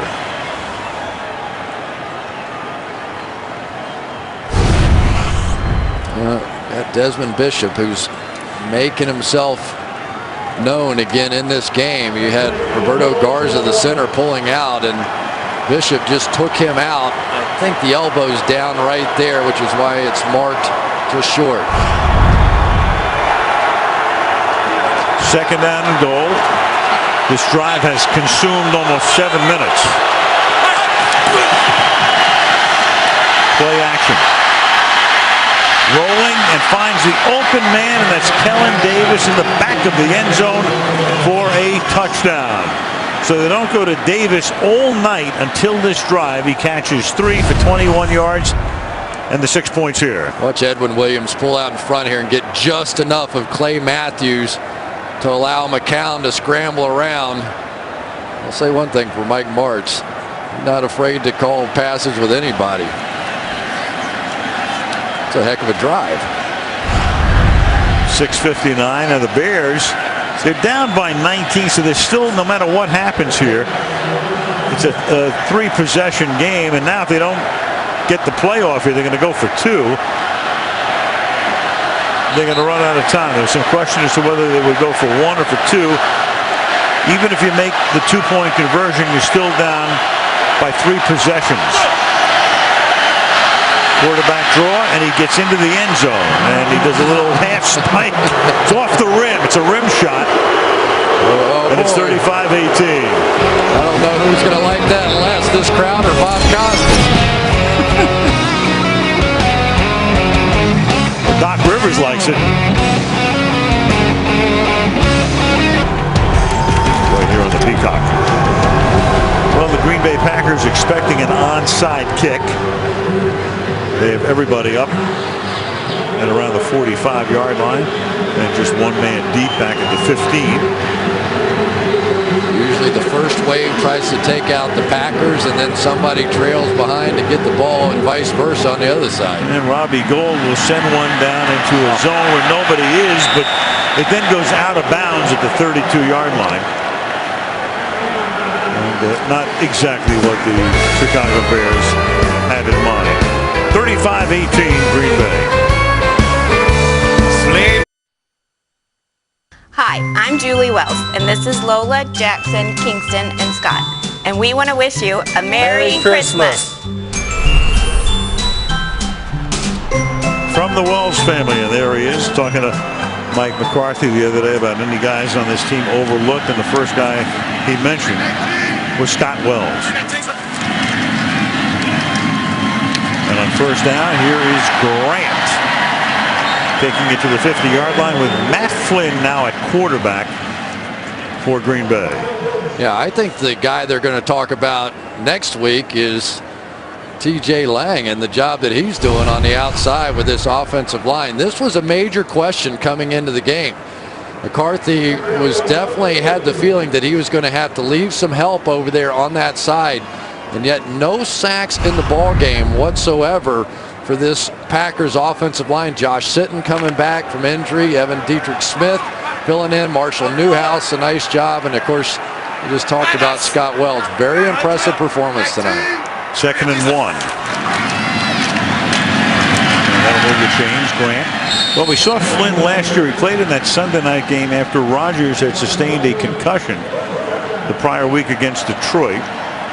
And he turned in a pretty good performance that night in Foxborough. That was a great game until the very end. And Matt Flynn's the kind of guy that he gets an audition here, and teams around the league are going to look at this guy, and he may wind up with a pretty good free agent contract at some point. Yeah, it could be, but I think that was the last game that the Packers lost, right? It was. Went on the streak? Before last week. Of course, right. Well, it was the Sunday night in Foxborough with a Dan Connolly run back for New England, the seminal moment in that game. No gain here for the running back, Mr. Grant. Well, Zach Bowman took over for Tim Jennings at the cornerback slot, and they left him alone a lot of one-on-one coverage on the outside. He was beaten on 2 slants and 1 little fade stop on the outside. But really, you can't expect a whole lot more than that when you have the MVP of the league, Aaron Rodgers, throwing the football. You just have to sort of pick your poison out here. Eventually, somebody's going to get one-on-one, and James Jones on this team is really the 3rd or 4th threat, so you got to try and play him in man coverage. But tonight, James Jones has been great. Here's Brandon Sane, the number 3 running back, who looks like anything but here to the 41-yard line. Goes the rookie out of Ohio State. Well, we talked a little bit about Henry Melton earlier in the game. Right here, watch the run through, the speed, the former running back. Remember we were talking about that? It looks like a running back there. Now up to 290 pounds. Very impressive young player. They think that so much of the key to this Bears defense is having that guy playing that Tommy Harris position that you alluded to earlier. And they think they found him. I mean, that 3 technique, right? That's what you said. I'm not sure. 3rd down and 3. And Flynn slips. And that'll make it 4th down. That's called a bootleg, and if you throw it, you're fired play. His job was to run the clock and burn a timeout. And Chicago takes that timeout.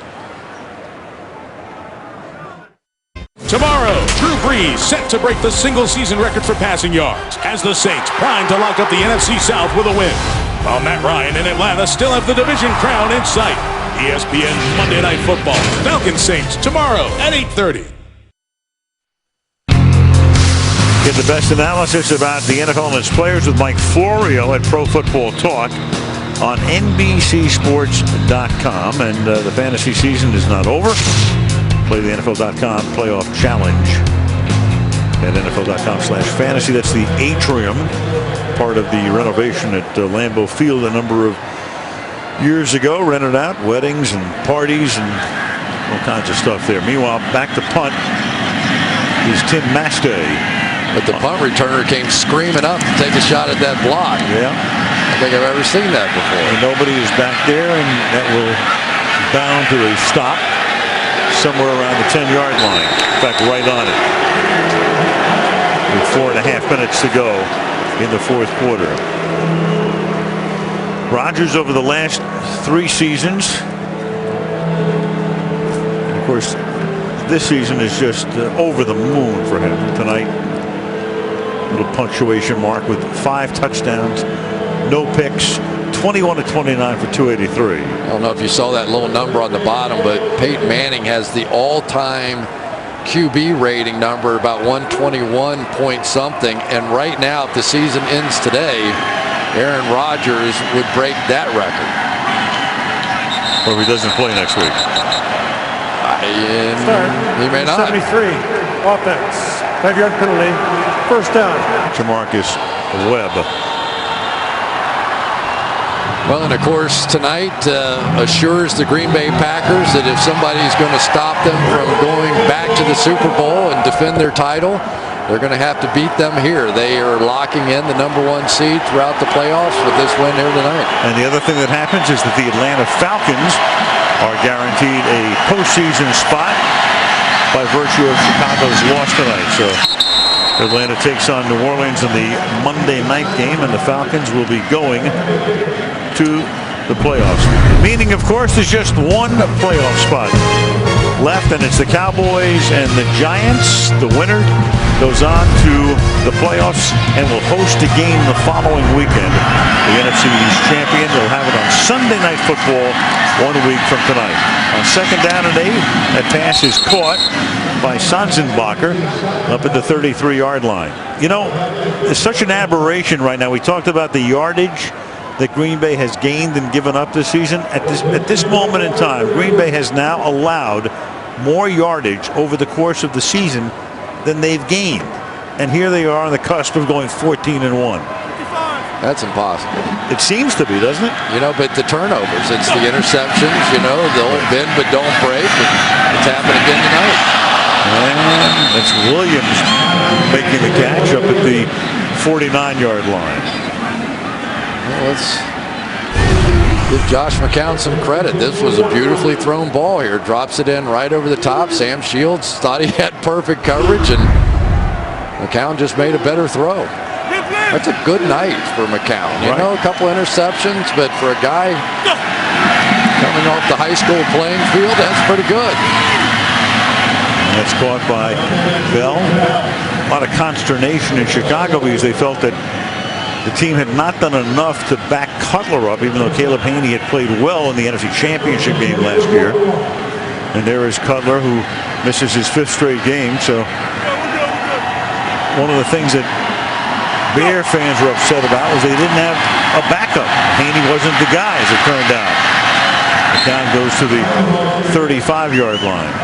But, you know, Caleb Haney, after what he did in that championship game, if they had removed him as the backup quarterback, people would have gone berserk. I mean, there were some people that were talking about, oh boy, he should get a starting opportunity with somebody, and I think it really stunned everybody in Chicago that he wasn't more effective than he was. And remember, they tried to get Kyle Orton back, but because Kansas City had an inferior record, they wound up getting him when he was out there. And this is McCown taking it to the 30-yard line. Let's face it, in Chicago, they'd like to see Sid Luckman come out of the crypt. There's a lot of speculation about other possible quarterbacks. Sid wasn't one of them. But how about these two guys? They'd have looked pretty good in a Bears uniform. We would have had 4, 5, and 6 on the roster. There you go. There was some talk about Favre. There was some talk about McNabb when he was let go by Minnesota. 2:20 to the half as McNabb throws to the outside. And that's Sanzenbacher. And they come all the way across the field and take the ball to the 11-yard line. And Chicago tonight with 438 yards. And this is going to take us to the 2-minute warning. 2 minutes remaining on Christmas night at Lambeau. 35-18 Green Bay.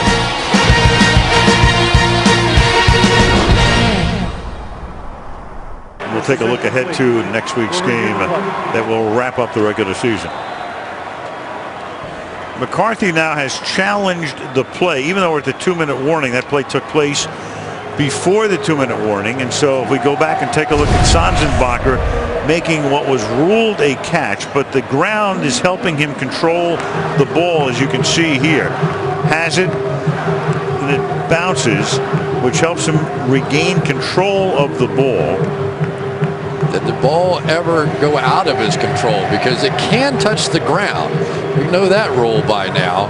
Right. So if he caught it and it didn't move once it hit the ground, then it would be a catch. If not, then it wouldn't be. And as Kelly Hagee says up here, it's Christmas. Give it to him. Give it to him, right? Yeah. Give it to him. It was a 1st down and 10 at the 30-yard line.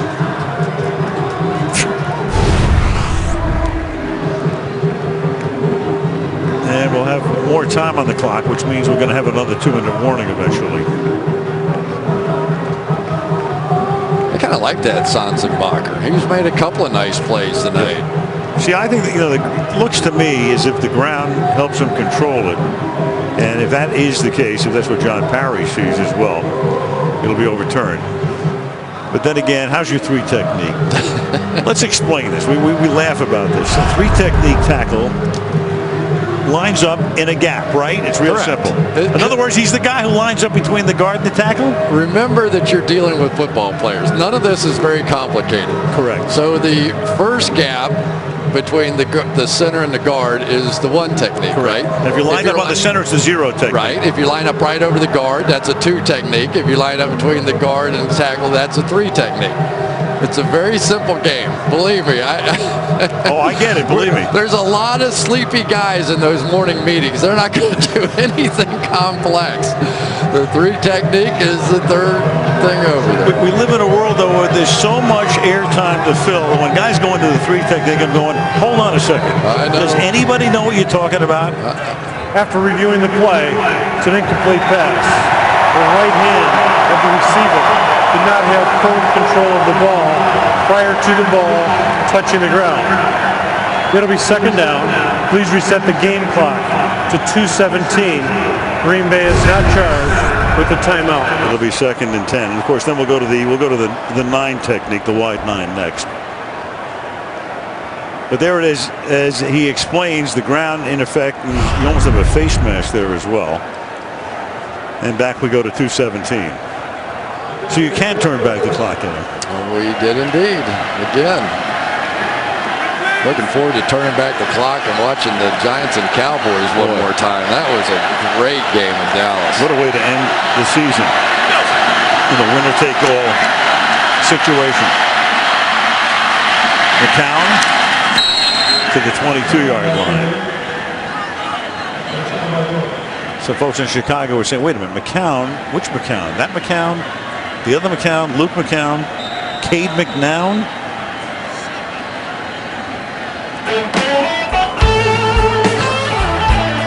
You name it.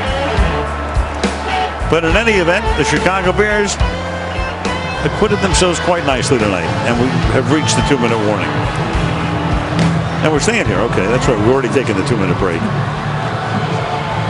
We're right on format.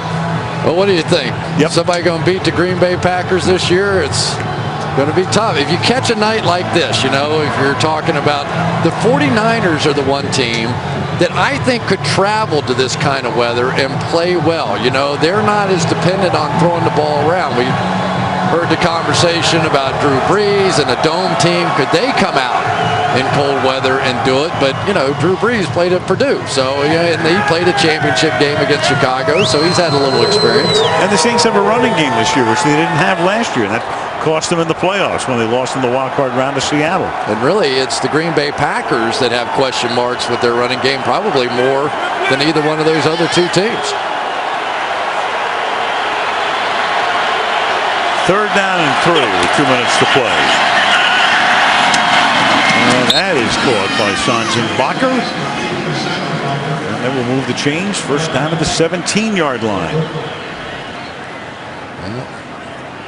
Still firing their blitzes in there. Charles Woodson coming out of the secondary. Again, the Green Bay Packers obviously do not want to give up this touchdown. They're trying to protect their defense the best they can and prove they're that bend but don't break team. And those numbers, I mean, it's astonishing to think that a team can allow more yardage than gain and be on the verge of going 14-1. Full start.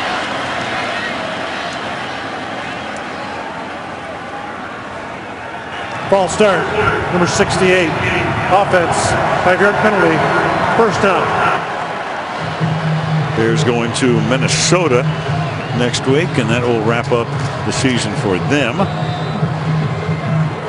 I'll tell you, if I had a concern about the Green Bay Packers at this point, to me, it would be their lack of pass rush. Teams can pay so much attention to Clay Matthews now because they're not getting pressure from anywhere else. And that would bother me going forward. 1st and 15, and now you've got McCown going to the 11-yard line. Packers tonight, no turnovers, no penalties. It's a pretty good recipe, huh? That usually works. Once again. 2nd and 6.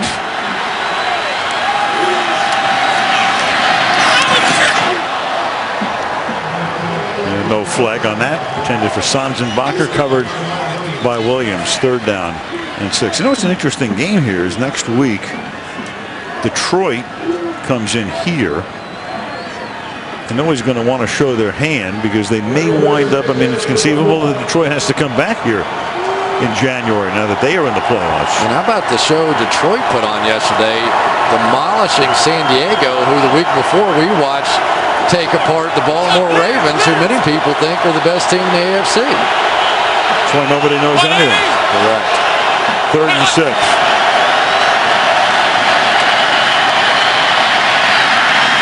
Down to the outside, and that is almost picked off by Shields. Jumping the route, it'll be 4th down.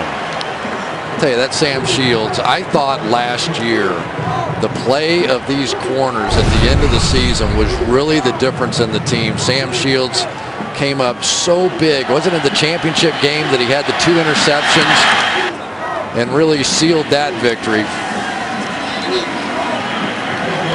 They can, with the corner play and the play on the back end, if they can get the pass rush going for the playoffs, it'll be tough again. 30-yard attempt will be good with 1:11, and that makes it a 2-possession game at 35-21. And let's check in with Michelle. You know, guys, one of the big questions for the Bears this offseason is what to do with Matt Forte. I spoke to him tonight. You know, what are they going to franchise him? Are they going to give him a contract? And he says there have been no discussions at this point. And he said if the Bears franchise him, he doesn't think that is a solution. He said, yes, it's a pay raise, but it's a 1-year deal. And as a running back, you want, 4 or 5 years. He said, if they franchise me, so be it. If not, I feel comfortable in saying that another team will sign me. I asked him if any other teams had shown interest. He was hesitant to answer, but he reiterated, you know what? If the Bears don't sign me or franchise me, I feel very comfortable saying somebody else will. Well, thank you, Michelle. That has been an ongoing issue in Chicago right from the get-go this season. Forte, clearly one of the the best backs in the league and the guy who stays in on every down, the complete player, and obviously that has been a sore subject, and then sure enough the guy winds up hurting himself toward the end of the season. Exactly what he's talking about. And you know, the players can't be upset by it. I mean, they had a chance to try and take out the franchise tag in their collective bargaining negotiations. I'm sure they wanted to.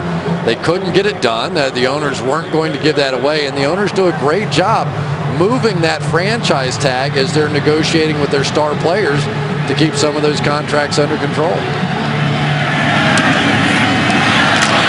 Kick has to go 10 yards and it bounds out of bounds. So once again, you got Robbie Gould trying to give Chicago possession on the onside and moving the ball out of bounds. Kicking team, ball be placed at the spot of the foul. And that will pretty much take care of it here because the Bears have one timeout. Mike Martz, the former head coach of the St. Louis Rams, and there he is on the right. Of course, he's been under some fire in Chicago because of not necessarily what happened with Cutler earlier this year. They were playing pretty well, but what's gone on since? He thinks they're going to be really good next year, and I think he's right. They were 7-3 when Cutler got hurt. Forte hurt after that. They're going to get Gabe Carimi, their #1 draft pick, back. They're going to get Chris Williams, a former #1 draft pick, back. Get a little help at wide receiver maybe, and Jay Cutler should have some fun with this offense. I don't think he's going anywhere either. I think Mike Martz will be there. Well, the Bears start the season with a win over Atlanta. They go to 2-3. They win 5 in a row, and now they've lost 5 in a row. Going to 7-8 and on to Minnesota next week, and Green Bay wraps up its season here against Detroit. They have a week off, and the only thing to be determined now in the NFC is the winner of the NFC East and whether Atlanta or Detroit will be the 5 with the other being the 6. And there you have it, 14 wins, most in franchise history. Of course, in the Lombardi era, they were playing 12-game seasons, and then they played 14 for a while. So 14-1 is the Packer mark as they wrap up the #1 seed in the National Football Conference. And last year, on their way to the Lombardi Trophy, they did it out of the 6 hole. A lot easier this time around. Wendy's post.